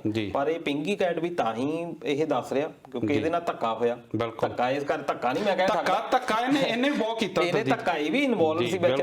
ਉਹ ਤਾਂ ਇਹ ਆ ਵੀ ਇਹਨੂੰ ਇਨਾਮ ਨਹੀਂ ਮਿਲਿਆ। ਹੁਣ ਬੋਲਦਾ ਕਿਉਂਕਿ ਇਹਦੇ ਖਿਲਾਫ ਹੋ ਗਿਆ ਪ੍ਰਸ਼ਾਸਨ, ਇਹਨੂੰ ਵੀ ਸਜ਼ਾਵਾਂ ਮਿਲੀਆਂ, ਪਰ ਪਹਿਲਾਂ ਇਹ ਵੀ ਉਸੇ ਤਰ੍ਹਾਂ ਹੀ ਪ੍ਰਸ਼ਾਸਨ ਦੇ ਵਿੱਚ ਰਲ ਕੇ ਸਭ ਕੁਝ ਕਰਦਾ। ਦੇਖੋ ਸਾਰੇ ਇਦਾਂ ਹੀ ਕਰਦੇ ਰਹੇ ਆ, ਬਹੁਤ ਘੱਟ ਸੀ ਕਿਉਂਕਿ ਟਿਕਾ ਨਹੀਂ ਦਿੰਦੇ। ਅੱਜ ਵੀ ਤੁਸੀਂ ਦੇਖ ਲਓ ਕਿ ਜਿਹੜਾ ਇਮਾਨਦਾਰ ਬੰਦਾ ਕੰਮ ਕਰਨਾ ਸ਼ੁਰੂ ਕਰਦਾ, ਤੁਸੀਂ ਫਲੋ ਦੇ ਉਲਟ ਜਾਣ ਦਾ ਕੋਸ਼ਿਸ਼ ਕਰਦੇ ਆ, ਤੁਹਾਨੂੰ ਕਿਸੇ ਨਾ ਕਿਸੇ ਤਰੀਕੇ ਦੇ ਨਾਲ ਚੱਕ ਲੈਣਾ। ਅੱਜ ਵੀ ਬਿਊਰੋਕਰੈਟ ਜਿਹੜੇ ਆ, ਈਵਨ ਕਿ ਜਿਹੜਾ ਧਰਮਸੌਤ ਵਾਲਾ ਵਜੀਫਿਆਂ ਵਾਲਾ ਮਾਮਲਾ ਆ ਰਿਹਾ ਉਹਦੇ ਵਿੱਚ ਵੀ ਇਹ ਕਹਿ ਰਿਹਾ ਜਾ ਰਿਹਾ ਕਿ ਇੱਕ IAS ਆਫੀਸਰ ਜਿਹੜਾ ਆ ਉਹ ਜਾਣਬੁੱਝ ਕੇ ਉਹਨੂੰ ਫਸਾ ਰਿਹਾ। ਉਹ ਕਾਰਨ ਉਹਦਾ ਇਹ ਆ ਵੀ ਉਹ ਬਾਅਦ ਵਿੱਚ ਟਿਕਟ ਭਾਲ ਰਿਹਾ ਆ। ਤੁਸੀਂ ਪੁਰਾਣੇ ਬੰਦੇ ਕੱਢ ਕੇ ਦੇਖ ਲਓ, ਇੱਥੋਂ ਫਗਵਾੜੇ ਤੋਂ MLA ਹੁਣ ਦੇਖ ਲਓ ਤੁਸੀਂ, ਹੋਰ ਜਿਹੜੇ ਆ ਈਵਨ ਕਿ ਦਰਬਾਰਾ ਸਿੰਘ ਗੁਰੂ ਦੀ ਤੁਸੀਂ ਗੱਲ ਕਰ ਲਓ, ਜਿਹੜੇ IAS ਆਫੀਸਰ ਜਦੋਂ ਰਿਟਾਇਰ ਹੁੰਦੇ ਆ ਨਾਲੇ ਟਿਕਟ ਮਿਲ ਜਾਂਦੀ ਹੈ। ਈਵਨ ਕਿ ਤੁਸੀਂ ਸੈਂਟਰ ਦੇ ਵਿੱਚ ਦੇਖ ਲਓ, ਈਵਨ ਕਿ ਸਾਡਾ ਜਿਹੜਾ ਸੈਨਾ ਦਾ ਮੁਖੀ ਸੀ ਉਹ ਬਣ ਗਿਆ, ਉਹ ਤਾਂ ਇੱਕ ਪਾਰਟੀ ਦੇ ਨਾਲ ਜੁੜ ਗਿਆ। ਉਹ ਤੋਂ ਤੁਹਾਡੀ ਫੇ ਪਤਾ ਲੱਗਦਾ ਕਿ ਜਦੋਂ ਤੁਸੀਂ ਰਿਟਾਇਰ ਹੋਣ ਤੋਂ ਬਾਅਦ ਹੀ ਕਿਸੇ ਪੋਲੀਟੀਕਲ ਲੀਡਰ ਪਾਰਟੀ ਜੁੜਦੇ। ਪਿੱਛੇ ਇੱਕ ਜੱਜ ਸਾਹਿਬ ਦੀ ਵੀ ਗੱਲ ਕੀਤੀ, ਜਿਹੜੇ ਸਾਰੀ ਉਮਰ ਪਹਿਲਾਂ BJP ਦੇ ਖਿਲਾਫ ਬੋਲਦੇ ਰਹੇ ਤੇ ਬਾਅਦ ਚੋਂ ਰਿਟਾਇਰਮੈਂਟ ਦੇ ਕੋਲ ਆ ਕੇ ਉਹਨਾਂ ਦੇ ਹੱਕ 'ਚ ਗੱਲ ਕਰ ਗਏ ਤੇ ਬਾਅਦ ਚੋਂ ਰਾਜ ਸਭਾ ਦੀ ਜਿਹੜੀ ਟਿਕਟ ਮਿਲ ਗਈ ਸੀ ਉਹਨਾਂ ਨੂੰ। ਬਿਲਕੁਲ, ਉਹ ਕਿਉਂਕਿ ਹੁਣ ਰਿਟਾਇਰਮੈਂਟ ਤੋਂ ਬਾਅਦ ਜਿੱਦਾਂ ਗੱਲ ਕਹਿ ਲਓ ਕਿ ਹੁਣ ਬਾਅਦ ਦੇ ਵਿੱਚ ਕੀ ਆ, ਉਹ ਇੱਕ ਆਦਤ ਪੈ ਚੁੱਕੀ ਹੁੰਦੀ ਆ ਸਿਕਿਉਰਿਟੀ ਗਾਰਡ ਦੀ ਤੇ ਤੁਹਾਡੀ ਜਿਹੜੀ ਉਹ ਸਲਾਮ ਲੋਕ ਮਾਰਦੇ ਆ ਤੇ ਬਾਅਦ ਦੇ ਵਿੱਚ ਤੁਸੀਂ ਇੱਕ ਤਰ੍ਹਾਂ ਦੇ ਨਾਲ ਮੈਂਟਲੀ ਅਪਸੈਟ ਹੋ ਜਾਂਦੇ ਆ। ਇਹ ਸਮੇਤ ਸੈਣੀ ਪਹਿਲਾ ਬੰਦਾ ਨਹੀਂ, ਇਦੋਂ ਪਹਿਲਾਂ ਵੀ ਬਹੁਤ ਸਾਰੇ ਇਦਾਂ ਦੇ DGP ਪੰਜਾਬ ਦੇ ਹੋਏ ਆ ਜਿਨ੍ਹਾਂ ਨੂੰ ਇਹ ਝੱਲਣਾ ਪਿਆ। ਬਿਲਕੁਲ, ਇਹ ਬਹੁਤ ਵੱਡੀ ਸਜ਼ਾ ਆ, ਚਾਹੇ ਫੜ ਨਾ ਹੋਵੇ ਜੀ। ਬਹੁਤ ਸਾਰੇ ਲੋਕ ਕਹਿੰਦੇ ਆ ਜੀ ਇਹ ਜਾਣ ਕੇ ਨੱਠਾ ਫਿਰਦਾ, ਉਹਨੂੰ ਕੀ ਹੋਇਆ, ਕੁਝ ਨਹੀਂ ਹੁੰਦਾ। ਮੈਨੂੰ ਲੱਗਦਾ ਕਿ ਭਾਵੇਂ ਸਾਰੀ ਜ਼ਿੰਦਗੀ ਨਾ ਫੜ ਹੋਵੇ, ਏਦਾਂ ਹੀ ਲੁਕਿਆ ਰਵੇ, ਨੱਠਾ ਭੱਜਿਆ ਫਿਰਦਾ ਰਵੇ, ਇਦੋਂ ਵੱਡੀ ਸਜ਼ਾ ਕੋਈ ਨਹੀਂ ਜੀ। ਤੁਸੀਂ ਜੇ ਇਹਨੂੰ ਗ੍ਰਿਫਤਾਰ ਵੀ ਕਰ ਲੈਂਦੇ ਆ ਉੱਥੇ ਜੇਲ੍ਹ ਦੇ ਵਿੱਚ, ਸਾਰਾ ਕੁਝ ਪ੍ਰਬੰਧ ਇਦਾਂ ਦੇ ਬੰਦਿਆਂ ਦੇ ਲਈ ਹੁੰਦਾ ਕਿਉਂਕਿ ਜਿਹੜੇ ਬੰਦਿਆਂ ਨੇ ਉੱਥੇ ਇਹਨੂੰ ਫੜਨਾ ਵੀ ਆ ਉਹ ਇਹਦੇ ਅੰਡਰ ਕੰਮ ਕੀਤੇ ਹੋਣੇ, ਉਹ ਇੱਕ ਨਾ ਤਰ੍ਹਾਂ ਦੇ ਨਾਲ ਇਹ ਸਾਰਾ ਡਿਪਾਰਟਮੈਂਟ ਆਪਣੇ ਬੰਦੇ ਦੀ ਪੁੱਛਤ ਪਨਾਹ ਕਰਦਾ ਜੀ। ਪਰ ਹੁਣ ਇਸ ਵੇਲੇ ਜਿਹੜਾ ਨੱਠ ਭੱਜ ਪਈ ਆ, ਦਿਨ ਰਾਤ ਉਹਨੂੰ ਫਿਕਰ ਸਤਾ ਰਿਹਾ ਆ। ਜਿੱਦਾਂ ਤੁਸੀਂ ਕਿਹਾ ਕਿ ਜੇਕਰ ਫੜਿਆ ਨਾ ਜਾਵੇ, ਜੇ ਪੰਜਾਬ ਪੁਲਿਸ ਤਾਂ ਕਹਿੰਦੀ ਵੀ ਅਸੀਂ ਰਾਤੋਂ ਦਿਨ ਨਹੀਂ ਚੜਨ ਦਿੰਦੇ ਤੇ ਅਸੀਂ ਬੰਦਾ ਫੜ ਲੈਂਦੇ ਆ, ਹੁਣ ਇੱਕ ਜਿਹੜਾ DGP ਸਾਬਕਾ ਰਿਹਾ ਹੋਵੇ ਉਹ ਆਪਣੀ ਸਿਕਿਉਰਿਟੀ ਨੂੰ ਧੋਖਾ ਦੇ ਕੇ ਭੇਸ ਬਦਲ ਕੇ ਹੁਣ ਰੂਪੋਸ਼ ਹੋ ਗਿਆ ਕਿੰਨੇ ਦਿਨਾਂ ਦਾ, ਤੇ ਪੰਜਾਬ ਪੁਲਿਸ ਦਾਅਵੇ ਕਰ ਰਹੀ ਕਿ ਅਸੀਂ ਪੂਰਾ ਜ਼ੋਰ ਲਾ ਰਹੇ। ਤਾਂ ਨੂੰ ਲੱਗਦਾ ਕਿ ਜੇਕਰ ਪੂਰੀ ਤਨਦੇਹੀ ਨਾਲ ਇਹ ਭਾਲ ਕੀਤੀ ਜਾਂਦੀ ਤਾਂ ਜਿਹੜਾ ਸੈਣੀ ਇੰਨੇ ਦਿਨ ਲੁਕਿਆ ਨਹੀਂ ਸੀ ਰਹਿ ਸਕਦਾ। ਤਨਦੇਹੀ ਵਾਲੀ ਤਾਂ ਗੱਲ ਹੈ, ਚੁਟਕਲੇ ਵੀ ਮਸ਼ਹੂਰ ਆ ਵੀ ਪੰਜਾਬ ਦੀ ਪੁਲਿਸ ਨੂੰ ਜਿਹੜਾ ਕੋਈ ਕ੍ਰਾਈਮ ਹੋਣਾ ਹੁੰਦਾ ਇਹਨੂੰ ਪਹਿਲਾਂ ਹੀ ਪਤਾ ਹੁੰਦਾ। ਉਹ ਇੱਕ ਚੁਟਕਲਾ ਹੈਗਾ ਨਾ ਵੀ ਅਮਰੀਕਾ ਨੂੰ 2 ਘੰਟੇ ਬਾਅਦ ਪਤਾ ਲੱਗਦਾ ਜੀ, ਤੇ ਜਿਹੜੀ ਇੰਡੀਆ ਦੀ ਪੁਲਿਸ ਇਹਨਾਂ ਨੂੰ ਪਹਿਲਾਂ ਹੀ ਪਤਾ ਹੁੰਦਾ। ਬਿਲਕੁਲ, ਹੁਣ ਜਦੋਂ ਇਹ ਭੱਜਾ ਆ ਉਸ ਵੇਲੇ ਵੀ ਇਹਦੇ ਨਾਲ ਸਿਕਿਉਰਿਟੀ ਸੀ, ਕਿਸੇ ਨੂੰ ਪਤਾ ਨਹੀਂ ਲੱਗਾ। ਫਿਰ ਦੂਜਾ ਆਪਾਂ ਸਮੇਤ ਸੈਣੀ ਦਾ ਹੀ ਆਪਾਂ ਤਰੀਕਾ ਅਪਣਾ ਲਈਏ ਵੀ ਜਦੋਂ ਇਹ ਫੜਦਾ ਸੀ, ਇਹ ਕਿੱਦਾਂ ਫੜਦਾ ਸੀ, ਜਦੋਂ ਕੋਈ ਖਾੜਕੂ ਸੀ ਇਹ ਸਾਰਾ ਪਰਿਵਾਰ ਵੀ ਚੱਕ ਲੈਂਦਾ ਹੁੰਦਾ ਸੀ। ਈਵਨ ਕਿ ਤੁਸੀਂ ਦਵਿੰਦਰਪਾਲ ਸਿੰਘ ਭੁੱਲਰ ਦੀ ਦੇਖ ਲਓ, ਸਾਰਾ ਪਰਿਵਾਰ ਹੀ ਤਸ਼ੱਦਦ ਦਾ ਸ਼ਿਕਾਰ ਆ ਜੀ। ਬਿਲਕੁਲ, ਜੇ ਕ੍ਰਾਈਮ ਇਹ ਮੰਨ ਲਓ ਕਿ ਕਿਸੇ ਨੇ ਸਟੇਟ ਦੇ ਵਿਰੁੱਧ ਕੰਮ ਕੀਤਾ ਜੀ, ਉਹਨੇ ਕੀਤਾ, ਉਹਦੇ ਪਰਿਵਾਰ ਦਾ ਕੀ ਦੋਸ਼ ਹੈ। ਈਵਨ ਕਿ ਇਦਾਂ ਦੀਆਂ ਵੀ ਐਗਜ਼ਾਮਪਲਸ ਮਿਲਦੀਆਂ ਆ ਕਿ ਬੱਚੀਆਂ ਉਹਨਾਂ ਨੂੰ ਵੀ ਉਠਾ ਕੇ ਲੈ ਕੇ ਗਏ ਆ, ਜਨਾਨੀਆਂ ਦੇ ਨਾਲ ਰੇਪ ਹੋਇਆ ਥਾਣਿਆਂ ਦੇ ਵਿੱਚ, ਤੇ ਇਹੋ ਜਿਹਾ ਤਸ਼ੱਦਦ ਜਿਹੜਾ ਸਾਰੇ ਪਰਿਵਾਰ ਦੇ ਉੱਤੇ ਢਾ ਦਿੱਤਾ ਜਾਂਦਾ ਸੀ। ਪਿਓ ਭਰਾਵਾਂ ਦੇ ਸਾਹਮਣੇ ਉਹਨਾਂ ਨੂੰ ਨਗਨ ਹਾਲਤ ਦੇ ਵਿੱਚ ਖੜਾ ਕੀਤਾ ਜਾਂਦਾ ਸੀ। ਅੱਜ ਵੀ ਬਹੁਤ ਕੁਝ ਕੀਤਾ ਗਿਆ, ਅੱਜ ਵੀ ਇਦਾਂ ਹੁੰਦਾ ਜਦੋਂ ਕ੍ਰਿਮੀਨਲ ਨੂੰ ਫੜਨਾ ਹੁੰਦਾ ਉਹਦੇ ਭਰਾ ਨੂੰ ਚੱਕ ਕੇ ਲੈ ਜਾਂਦੀ ਥਾਣੇਦਾਰ, ਜਾਂ ਕੋਈ ਕਿਸੇ ਹੋਰ ਨੂੰ ਬਿਠਾ ਲੈਂਦੇ ਆ ਵੀ ਜੇ ਪੰਚਾਇਤ ਜਾਂਦੀ ਆ ਵੀ ਤੁਸੀਂ ਦੇਖੋ ਕ੍ਰਾਈਮ ਵਾਲਾ ਬੰਦਾ ਤਾਂ ਹੋ ਰਿਹਾ, ਤੁਸੀਂ ਇਹਦੇ ਭਰਾ ਨੂੰ ਕਿਉਂ ਬਿਠਾਇਆ, ਇਹ ਤਾਂ ਚੰਗਾ ਬੰਦਾ। ਉਹ ਕਹਿੰਦੇ ਜੀ ਉਹਨੂੰ ਪੇਸ਼ ਕਰ ਜਾਓ, ਇਹਨੂੰ ਲੈ ਜਾਓ, ਕਹਿੰਦੇ ਅਸੀਂ ਕੁਝ ਨਹੀਂ ਜੀ। ਪਰ ਉਹ ਸਾਰੀ ਰਾਤ ਸੌਂਦੇ ਨਹੀਂ ਵੀ ਕੀ ਪਤਾ ਵਿਚਾਰਾ ਉਹ ਜਿਹੜਾ ਬੰਦਾ ਇੱਕ ਇਦਾਂ ਦਾ ਉਹਦੇ ਮਨ ਤੇ ਵੀ ਇਹ ਹੋ ਜਾਂਦਾ ਵੀ ਯਾਰ ਮੈਂ ਕਿਸੇ ਦੀਆਂ ਭੁਗਤ ਰਿਹਾ। ਉਹ ਇੱਕ ਤਰ੍ਹਾਂ ਦੇ ਨਾਲ ਤੁਸੀਂ ਉਹਨੂੰ ਵੀ ਕ੍ਰਾਈਮ ਦੇ ਵਿੱਚ ਧੱਕ ਰਹੇ ਹੋ। ਪਰ ਇਹਦੇ ਉੱਤੇ ਜਿਹੜੇ ਇਦਾਂ ਦੇ ਲੋਕ ਆ ਇਹਨਾਂ ਦੇ ਉੱਤੇ ਕੋਈ ਇਦਾਂ ਦੀ ਧਾਰਾ ਨਹੀਂ ਲਾਈ ਜਾਂਦੀ। ਉਸ ਵੇਲੇ ਇਹਨਾਂ ਨੂੰ ਫਿਕਰ ਪੈ ਜਾਂਦਾ ਵੀ ਉਹ ਬੰਦਾ ਆਪ ਪੇਸ਼ ਹੋਵੇ। ਤੇ ਅਸਲ ਦੇ ਵਿੱਚ ਸਮੇਤ ਸੈਣੀ ਉਹਨਾਂ ਨੂੰ ਹੁਣ ਪਤਾ ਆ ਕਿ ਤਸ਼ੱਦਦ ਬਹੁਤ ਜ਼ਿਆਦਾ ਹੋਣਾ, ਕਿਉਂਕਿ ਕਾਂਗਰਸ ਸਰਕਾਰ ਦੇ ਕੋਲ ਇਸ ਵੇਲੇ ਕੋਈ ਦਿਖਾਉਣ ਲਈ ਚੀਜ਼ ਹੈ ਨਹੀਂ। ਜਿੱਦਾਂ ਮੋਦੀ ਸਰਕਾਰ ਦੀ ਆਪਾਂ ਗੱਲ ਕਰ ਲਈਏ, ਉਹਨਾਂ ਕੋਲ ਦਿਖਾਉਣ ਲਈ ਇਸ ਵੇਲੇ ਕੋਈ ਹੈ ਨਹੀਂ। ਉਹਨਾਂ ਦੀ ਪਰਫਾਰਮੈਂਸ ਇਸ ਤਰ੍ਹਾਂ ਦੀ ਆ। ਪੰਜਾਬ ਸਰਕਾਰ ਦੀ ਪਰਫਾਰਮੈਂਸ ਇਸੇ ਲੈਵਲ ਦੀ ਆ। ਇਕਨੋਮਿਕਲੀ ਆਪਾਂ ਦੇਖ ਲਈਏ, ਸੋਸ਼ਲੀ ਦੇਖ ਲਈਏ, ਰਾਜਨੀਤਿਕ ਤੌਰ ਦੇ ਉੱਤੇ ਦੇਖ ਲਈਏ, ਹਰ ਮੁਹਾਜ਼ ਦੇ ਉੱਤੇ ਪਿੱਛੇ ਚੱਲ ਰਹੀ ਹੈ। ਹੁਣ ਸਮੇਤ ਸੈਣੀ ਇੱਕ ਇਦਾਂ ਦਾ ਮੋਹਰਾ ਆਇਆ ਇਸ ਮੌਕੇ ਦੇ ਉੱਤੇ ਕਿ ਜੇ ਉਹ ਫੜ ਹੋ ਜਾਂਦਾ ਉਹਦੇ ਨਾਲ ਕਾਂਗਰਸ ਦੀ ਜਿਹੜੀ ਸਰਕਾਰ ਹੈ ਉਹ ਵਾਹ ਖੱਟ ਸਕਦੀ ਆ ਕਿ ਦੇਖੋ ਜੀ ਅਸੀਂ ਇਹ ਬੰਦਾ ਫੜ ਲਿਆ। ਉਹ ਤੋਂ ਉਹ ਬਰਗਾੜੀ ਕਾਂਡ ਵਾਲਾ ਵੀ ਲੈਣਗੇ ਬਦਲਾ। ਦੇਖੋ ਜੀ ਅਸੀਂ ਗੱਲ ਕੀਤੀ ਦਲਜੀਤ ਜੀ, ਫੜਿਆ ਤਾਂ ਜਾਣਾ, ਆਪਾਂ ਅੱਗੇ ਵੀ ਗੱਲ ਕਰਦੇ ਹੁੰਦੇ, ਕੰਮ ਤਾਂ ਹੋਣੇ ਜੇ ਨੀਤ ਹੋਵੇ ਕਰਨ ਦੀ ਤਾਂ। ਕਿਉਂਕਿ ਜੇ ਹੁਣ ਆਪਾਂ ਗੁਰੂ ਗ੍ਰੰਥ ਸਾਹਿਬ ਦੀ ਬੇਅਦਬੀ ਦੀ ਗੱਲ ਕਰੀਏ ਤਾਂ ਸੌਹਾਂ ਖਾਧੀਆਂ ਗਈਆਂ ਸੀ ਕਿ ਅਸੀਂ ਇਹ ਜਿਹੜਾ ਮੁੱਦਾ ਹੈ ਸਭ ਤੋਂ ਪਹਿਲਾਂ ਜਿਹੜਾ ਆ ਇਹਨੂੰ ਹੱਲ ਕੀਤਾ ਜਾਊਗਾ, ਇਨਸਾਫ ਦਿਵਾਇਆ ਜਾਊਗਾ ਸੰਗਤ ਨੂੰ। ਮੇਰੇ ਖਿਆਲ 3.5 ਸਾਲ ਹੋ ਗਏ ਜਿਹੜੀਆਂ 2022 ਦੀ ਵਿਗਲ ਵੱਜ ਚੁੱਕਾ ਆ, ਦੁਬਾਰਾ ਸਾਰੇ ਤਿਆਰੀ ਕਰਨ ਲੱਗ ਪਏ ਦੁਬਾਰਾ ਚੋਣਾਂ ਦੀ, ਪਰ ਅਜੇ ਤੱਕ ਉਹਦਾ ਕੁਝ ਵੀ ਨਹੀਂ ਬਣਿਆ। ਤੇ ਜਿਹੜੀ ਤੁਸੀਂ ਚੋਣਾਂ ਦੀ ਤਿਆਰੀ ਦੱਸਦੇ ਆ, ਉਹਨਾਂ ਨੂੰ ਵੀ ਪਤਾ ਆ ਵੀ ਜਿੰਨਾ ਅਸੀਂ ਲੇਟ ਕਰਾਂਗੇ ਕੋਈ ਵੀ ਐਕਸ਼ਨ ਲੋਕਾਂ ਨੂੰ ਉਹੀ ਯਾਦ ਰਹਿਣਾ। ਸਰਕਾਰਾਂ ਨੂੰ ਵੀ ਪਤਾ ਆ ਵੀ ਜੇ ਪਹਿਲੇ ਸਾਲ ਦੇ ਵਿੱਚ ਇਹ ਕੰਮ ਕਰ ਦਿੰਦੇ, ਗੱਲ ਤਾਂ ਕੁਝ ਵੀ ਹੈ ਨਹੀਂ ਗੀ, ਪਤਾ ਹੀ ਹੁੰਦਾ ਸਾਰਾ ਕੁਝ ਰਿਕਾਰਡ ਦੇ ਉੱਤੇ ਵੀ ਹੈਗਾ ਆ। ਬਹੁਤ ਸਾਰੇ ਕੱਢੇ ਵੀ ਹੋਏ ਆ, ਕਮਰ ਵਿਜੇ ਪ੍ਰਤਾਪ ਉਹ ਵੀ ਕੰਮ ਵਧੀਆ ਕਰ ਰਹੇ ਆ। ਪਰ ਕਈ ਵਾਰੀ ਕੀ ਹੁੰਦੇ, ਕੁਝ ਨੁਕਤੇ ਜਿਹੜੇ ਆ ਵੋਟਾਂ ਦੇ ਨੇੜੇ ਕੀਤੇ ਜਾਂਦੇ ਆ। ਪਰ ਜੇ ਇਸ ਤਰੀਕੇ ਦੇ ਨਾਲ ਹੁਣ ਇਹਦੇ ਉੱਤੇ ਸਕੰਜਾ ਕੱਸਿਆ ਜਾ ਰਿਹਾ ਆ, ਹੋ ਸਕਦਾ ਆ ਵੀ ਇਹਨੂੰ ਜਿੱਦਾਂ ਟਾਈਮ ਅਜੇ ਹੋ ਸਕਦਾ ਵੀ ਅਜੇ ਸਾਨੂੰ ਬਾਅਦ ਦੇ ਵਿੱਚ ਕੀ ਜਿੱਦਾਂ ਆਪਾਂ ਦੇਖ ਲਈਦਾ ਵੀ ਆਪਾਂ ਪੈਸੇ ਰੱਖੇ ਆ, ਆਪਾਂ ਔਖੇ ਟਾਈਮ ਦੇ ਵਿੱਚ ਇਹ ਵਰਤਣੇ। ਪਰ ਤੁਹਾਨੂੰ ਲੱਗਦਾ ਦਲਜੀਤ ਜੀ ਜੇ ਇਹਨੂੰ ਫੜ ਵੀ ਲਿਆ ਜਾਂਦਾ ਤਾਂ ਪਹਿਲਾਂ ਜਿਹੜੀ ਘਰ ਨੌਕਰੀ ਦੇਣ ਦਾ ਵਾਅਦਾ ਕੀਤਾ ਗਿਆ ਸੀ, ਬੇਰੁਜ਼ਗਾਰੀ ਭੱਤਾ ਦੇਣ ਦਾ ਵਾਅਦਾ ਕੀਤਾ ਗਿਆ, ਗੁਰੂ ਗ੍ਰੰਥ ਸਾਹਿਬ ਜੀ ਦੀ ਬੇਅਦਬੀ ਦਾ ਜਿਹੜਾ ਇਨਸਾਫ ਦਿਵਾਉਣ ਦਾ ਵਾਅਦਾ ਕੀਤਾ ਗਿਆ ਹੈ, ਜਿੰਨੇ ਵੀ ਵਾਅਦੇ ਕੀਤੇ ਗਏ ਮੈਨੀਫੈਸਟੋ ਦੇ ਵਿੱਚ, ਉਹਦੇ ਤੇ ਸਰਕਾਰ ਪੂਰੀ ਤਰ੍ਹਾਂ ਫੇਲ ਹੋਈ ਆ। ਤੇ ਜੇਕਰ ਇੱਕ ਸੈਣੀ ਨੂੰ ਫੜ ਲਿਆ ਤਾਂ ਤੁਹਾਨੂੰ ਲੱਗਦਾ ਕਿ ਜਿਹੜੀ ਸਰਕਾਰ ਤੋਂ ਲੋਕ ਆ ਸਵਾਲ ਨਹੀਂ ਕਰਨਗੇ? ਪਹਿਲਾਂ ਤੁਸੀਂ ਪੰਜਾਬ ਦੇ ਕਿਸੇ ਵੀ ਪਿੰਡ ਦੇ ਵਿੱਚ ਚਲੇ ਜਾਓ, ਆਮ ਕਿਸੇ ਬੰਦੇ ਨੂੰ ਜਾ ਕੇ ਪੁੱਛ ਲਓ ਵੀ ਤੁਹਾਨੂੰ ਪਤਾ ਮੈਨੀਫੈਸਟੋ ਕੀ ਚੀਜ਼ ਹੁੰਦੀ ਹੈ। ਸਭ ਤੋਂ ਪਹਿਲਾਂ ਤਾਂ ਇਹੀ ਆ ਕਿ ਪੰਜਾਬ ਦੇ ਕਿਸੇ ਮੈਨੀਫੈਸਟੋ ਬਿਲਕੁਲ ਨਹੀਂ ਪਤਾ ਹੋਣਾ। ਪਰ ਮੇਰੇ ਖਿਆਲ ਜਿਹੜੇ ਜਦੋਂ ਟੀਵੀ ਤੇ ਆਏ ਸੀ, ਜਦੋਂ ਕੈਪਟਨ ਸਾਹਿਬ ਨੇ ਗੁਟਕਾ ਲਾਇਆ ਸੀਗਾ ਮੱਥੇ ਨੂੰ ਕਿ ਅਸੀਂ 4 ਹਫ਼ਤਿਆਂ ਦੇ ਵਿੱਚ ਨਸ਼ਾ ਮੇਰੇ ਖਿਆਲ ਉਹ ਸੀਨ ਦਾ ਹਰੇਕ ਜਿਹੜੇ ਦੇਖੋ ਉਹ ਫਿਰ ਹੁਣ ਲੋਕਾਂ ਤੇ ਡਿਪੈਂਡ ਕਰਦਾ ਨਾ। ਆਪਾਂ ਕੋਈ ਦਈਏ ਇਹਦਾ, ਇਹ ਲੋਕ ਦੇਖਣ ਕਿ ਲੋਕਾਂ ਨੇ ਕੀ ਕਰਨਾ। ਕਿ ਲੋਕਾਂ ਦਾ ਇਹ ਆ ਕਿ ਜਿਹੜਾ ਮੈਨੀਫੈਸਟੋ ਆ ਪਹਿਲਾਂ ਪੜ੍ਹੋ। ਮੈਂ ਤਾਂ ਇਹ ਜ਼ਰੂਰ ਕਹੂੰਗਾ ਕਿ ਲੀਗਲੀ ਐਵੀਡੈਂਸ ਹੋਣਾ ਚਾਹੀਦਾ ਹੈ, ਲੀਗਲੀ ਹੋਣਾ ਚਾਹੀਦਾ। ਤੱਕ ਲੀਗਲੀ ਨਹੀਂ ਬਣਾਇਆ ਜਾ ਰਿਹਾ ਇਹਨੂੰ ਕਿ ਹਰ ਵਾਰੀ ਇਹ ਝੂਠ ਬੋਲਦੇ ਆ ਉਹਦੇ ਵਿੱਚ ਮੈਨੀਫੈਸਟੋ ਦੇ ਵਿੱਚ, ਹਰ ਚੀਜ਼ ਦੇ ਵਿੱਚ। ਹਰ ਕਿਸੇ ਬਿਜ਼ਨਸ ਵਾਲੇ ਨੂੰ ਤਾਂ ਲੀਗਲੀ ਇੱਕ ਬਣਾਇਆ ਜਾਂਦਾ, ਉੱਤੇ ਆਬਲੀਗੇਸ਼ਨਸ ਹੈਗੀਆਂ। ਮੈਨੀਫੈਸਟੋ ਦੇ ਉੱਤੇ ਕੋਈ ਲੀਗਲੀ ਆਬਲੀਗੇਸ਼ਨਸ ਹੈ ਨਹੀਂ। ਤੇ ਇਸ ਕਰਕੇ ਇਸ ਮੁੱਦੇ ਦੇ ਉੱਤੇ ਜ਼ਰੂਰ ਸਰਕਾਰਾਂ ਨੂੰ ਦੇਖਣਾ। ਲੋਕਾਂ ਦੇ ਮਨ ਦੇ ਵਿੱਚ ਆ ਕਿ ਲੋਕ ਕੀ ਚਾਹੁੰਦੇ ਆ। ਲੋਕਾਂ ਨੂੰ ਫਿਰ ਇਮਾਨਦਾਰ ਬੰਦੇ ਕੱਢਣੇ ਪੈਣੇ ਆ, ਉਹਨਾਂ ਨੂੰ ਪਾਰਟੀ ਵਾਈਜ਼ ਤੋਂ ਉੱਪਰ ਉੱਠਣਾ ਚਾਹੀਦਾ। ਉਹਨਾਂ ਨੂੰ ਇਹ ਦੇਖਣਾ ਚਾਹੀਦਾ ਕਿ ਚਾਹੇ ਕੋਈ ਆਜ਼ਾਦ ਉਮੀਦਵਾਰ ਆ, ਉਹਦੇ ਲਈ ਵੀ ਤੁਹਾਨੂੰ ਦੇਖਣਾ ਚਾਹੀਦਾ ਕਿ ਉਹਨੂੰ ਅਸੀਂ ਸਪੋਰਟ ਕਰੀਏ ਜਿਹੜਾ ਬੰਦਾ ਕੁਝ ਕਰ ਸਕਦਾ। ਇੱਥੇ ਜਗਤਾਰ ਸਿੰਘ ਹੁਣਾਂ ਦੀ ਟਿੱਪਣੀ ਆਈ ਹੈ, ਉਹਨਾਂ ਦਾ ਕਹਿਣਾ ਹੈ ਕਿ ਬਾਦਲਾਂ ਨੂੰ ਇੱਕ ਵਾਰ ਜ਼ਰੂਰ ਪੁੱਛਣਾ ਚਾਹੀਦਾ, ਕਿਉਂਕਿ ਉਹਨਾਂ ਨੇ ਜਿਹੜਾ ਸੈਣੀ ਨੂੰ DGP ਲਾਇਆ ਸੀ ਤਾਂ ਉਹਨਾਂ ਨੂੰ ਇਹਦੇ ਕਾਰਨਾਮੇ ਜੋ ਵੀ ਇਹਨੇ ਕੀਤਾ ਇਹਨਾਂ ਦਾ ਨਹੀਂ ਸੀ ਪਤਾ।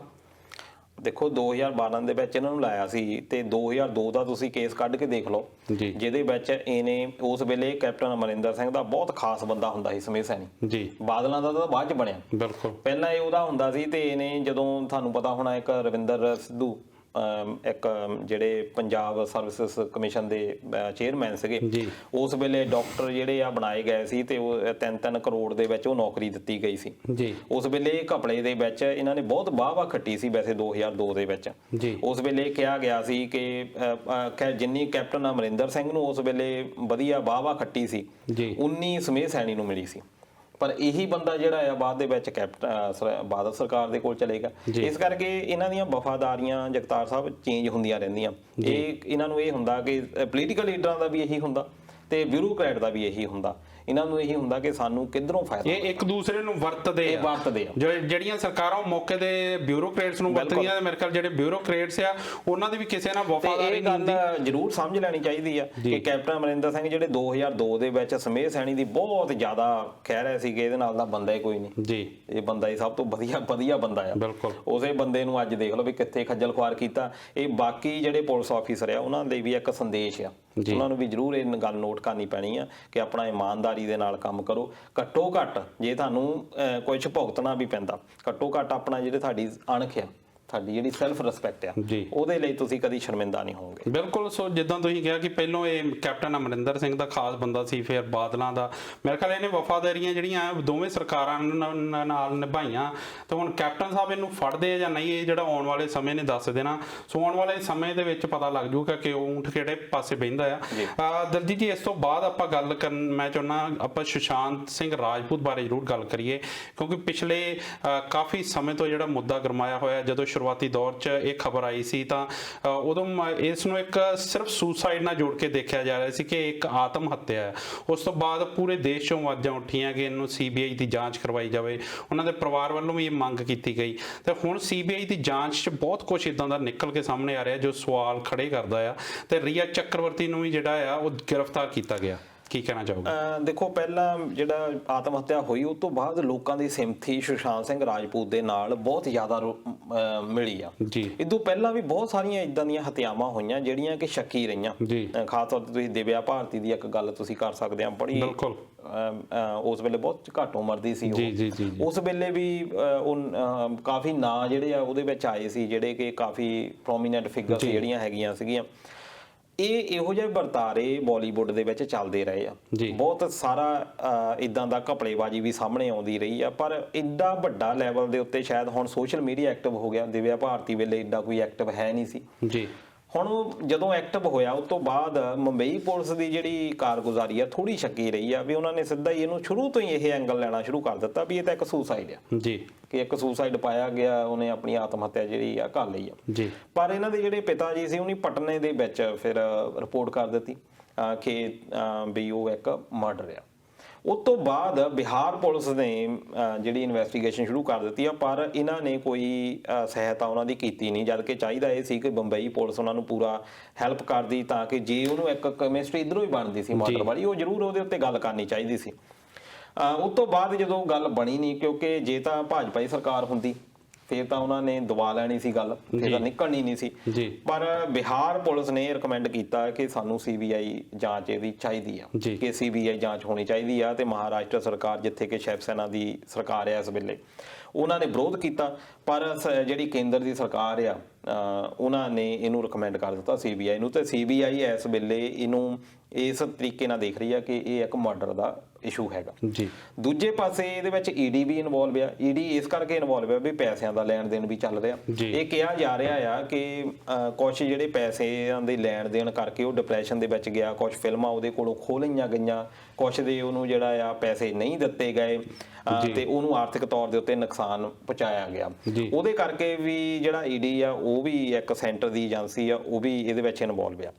ਹੁਣ ਤੀਜੀ ਜਿਹੜੀ ਏਜੰਸੀ ਆ ਜਿਹੜੀ ਕਿ ਨਾਰਕੋਟਿਕਸ ਦੀ ਆਪਾਂ ਗੱਲ ਕਰ ਲਈਏ, ਜਿਹੜੀ ਡਰੱਗਸ ਦੇ ਨਾਲ ਡੀਲ ਕਰਦੀ ਆ, ਇਹਨਾਂ ਨੇ ਜਿਹੜਾ ਐਕਟ ਬਣਾਇਆ 1985 ਦਾ, ਉਸ ਦੇ ਆਧਾਰ ਦੇ ਉੱਤੇ ਇਹ ਜਿਹੜੀ ਸ਼ੁਰੂ ਕੀਤੀ ਆ ਰੀਆ ਚੱਕਰਵਰਤੀ ਨੂੰ ਹੁਣ ਇਹਨਾਂ ਨੇ ਕੀਤਾ ਕਿ ਰੀਆ ਚੱਕਰਵਰਤੀ ਜਿਹੜੀ ਪ੍ਰੋਵਾਈਡ ਕਰਦੀ ਸੀ, ਲੈਣ ਦੇਣ ਕਰਦੀ ਸੀ ਆਪਣੇ ਡਰੱਗਸ ਦਾ। ਇਹਦੇ ਪਹਿਲਾਂ ਭਰਾ ਨੂੰ ਚੱਕ ਲਿਆ, ਫਿਰ ਇਹਨਾਂ ਦਾ ਜਿਹੜਾ ਮੈਨੇਜਰ ਹੁੰਦਾ ਸੀ ਉਹ ਵੀ ਚੱਕ ਲਿਆ। ਇਹ ਕਿਹਾ ਜਾ ਰਿਹਾ ਆ ਕਿ ਇਹ ਲਿਆ ਕੇ ਉਹਨੂੰ ਡਰੱਗਸ ਜਿਹੜੀ ਆ ਦਿੰਦੀ ਸੀ, ਤੇ ਉਹ ਕਾਫੀ ਡਿਪਰੈਸ਼ਨ ਦੇ ਵਿੱਚ ਹੈਗਾ ਸੀ, ਡਿਪਰੈਸ਼ਨ ਦੀਆਂ ਵੀ ਦਵਾਈਆਂ ਲੈਂਦਾ ਸੀ। ਪਰ ਨਾਲ ਦਲਜੀਤ ਜੀ, ਡਿਪਰੈਸ਼ਨ ਦੀ ਵੀ ਸਿਰਫ ਥਿਊਰੀਆਂ ਜੇ ਜਿੱਦਾਂ ਡਿਪਰੈਸ਼ਨ ਦੀ ਗੱਲ ਕੀਤੀ ਜਾ ਰਹੀ, ਦੂਜੇ ਬੰਨੇ ਇਦਾਂ ਦੇ ਵੀ ਬਹੁਤ ਸਾਰੇ ਗਵਾਹ ਸਾਹਮਣੇ ਆਏ ਕਿ ਇਹਨੂੰ ਡਿਪਰੈਸ਼ਨ ਬਿਲਕੁਲ ਨਹੀਂ ਸੀ। ਉਹ ਆਪਣੀ ਜਿਹੜੀ ਆ ਫਿਲਮਾਂ ਵੱਲ, ਪੂਰਾ ਕੰਮ ਵੱਲ ਧਿਆਨ ਦਿੰਦਾ ਸੀ, ਉਹ ਬਹੁਤ ਜ਼ਿਆਦਾ ਜੀਨੀਅਸ ਮਾਈਂਡ ਸੀ। ਸੋ ਬਹੁਤ ਸਾਰੀਆਂ ਗੱਲਾਂ ਸਾਹਮਣੇ ਆ ਰਹੀਆਂ। ਹਾਂਜੀ, ਬਹੁਤ ਸਾਰੀਆਂ। ਦੇਖੋ, ਇਹਦੇ ਬਾਰੇ ਕਹਿਣੀ ਜਲਦਬਾਜ਼ੀ ਹੋਊਗੀ ਜੇ ਆਪਾਂ ਇਹਦਾ ਕੋਈ ਡਿਸਾਈਡ ਕਰ ਦਿੰਦੇ ਆ ਵੀ ਆਪਾਂ, ਕਿਉਂਕਿ ਆਪਾਂ ਨੂੰ ਕੋਈ ਉਹਦੇ ਨਾਲ ਕੋਈ ਕੰਟੈਕਟ ਨਹੀਂ। ਆਪਾਂ ਤਾਂ ਇਹ ਕਰ ਸਕਦੇ ਆ ਕਿ ਜੋ ਗੱਲਾਂ ਪੁਲਿਸ ਦੇ ਵੱਲੋਂ ਦੱਸੀਆਂ ਜਾ ਰਹੀਆਂ, ਪਹਿਲਾਂ ਤਾਂ ਇਹੀ ਸੀ ਕਿ ਸੁਸਾਈਡ ਕਹਿ ਰਹੇ ਸੀ ਪੁਲਿਸ ਵਾਲੇ, ਸਾਨੂੰ ਮੰਨਣਾ ਪੈਣਾ ਸੀ ਕਿ ਸ਼ਾਇਦ ਸੁਸਾਈਡ ਹੀ ਕੀਤੀ ਹੋਵੇ। ਫਿਰ ਉਸ ਤੋਂ ਬਾਅਦ ਬਿਹਾਰ ਪੁਲਿਸ ਨੇ ਜਦੋਂ ਇਹ ਗੱਲ ਚੱਕੀ ਆ, ਜਾਂ ਪਰਿਵਾਰ ਦੇ ਸ਼ੁਰੂ ਤੋਂ ਦੋਸ਼ ਲਾਉਂਦੇ ਰਹੇ ਕਿ ਮਰਡਰ ਹੋਇਆ, ਮੁੰਬਈ ਪੁਲਿਸ ਵਾਲਿਆਂ ਦਾ ਵੀ ਚਲੋ ਇਹ ਹੋ ਜਾਂਦਾ ਕਿ ਜਿਹੜਾ ਹੁਣ ਪਰਿਵਾਰ ਦੇ ਵਿੱਚੋਂ ਜੀ ਚਲੇ ਗਿਆ ਉਹਨਾਂ ਨੇ ਤਾਂ ਸ਼ੱਕ ਕਰਨੀ ਹੈ ਜੀ, ਪਰ ਜਦੋਂ ਉਸ ਤੋਂ ਬਾਅਦ ਸ਼ੱਕ ਦੀਆਂ ਸੂਈਆਂ ਗਈਆਂ, ਕੁਛ ਇਦਾਂ ਦੇ ਵਿੱਚੋਂ ਕੁਛ ਕਲੂ ਨਿਕਲੇ ਆ, ਕਿਉਂਕਿ ਜਦੋਂ CBI ਨੇ ਇਹ ਆਪਣੇ ਕੇਸ ਹੱਥ ਦੇ ਵਿੱਚ ਲਿਆ ਉਹਨਾਂ ਨੂੰ ਜ਼ਰੂਰ ਕੋਈ ਨਾ ਕੋਈ ਗੱਲ ਮਿਲੀ ਹੋਏਗੀ। ਵੈਸੇ ਤਾਂ ਹੋ ਨਹੀਂ ਸਕਦਾ ਕਿ CBI ਸਿੱਧੀ ਆ ਕੇ ਵਿੱਚ ਇਨਵੋਲਵ ਹੋ ਗਈ ਆ, ਇਸ ਕਰਕੇ ਉਸ ਤੋਂ ਬਾਅਦ ਲੱਗਾ ਕਿ ਇਹ ਤਾਂ ਪਹਿਲਾਂ ਹੀ ਸ਼ੱਕ ਦੇ ਘੇਰੇ ਦੇ ਵਿੱਚ ਹੈਗੀ ਆ।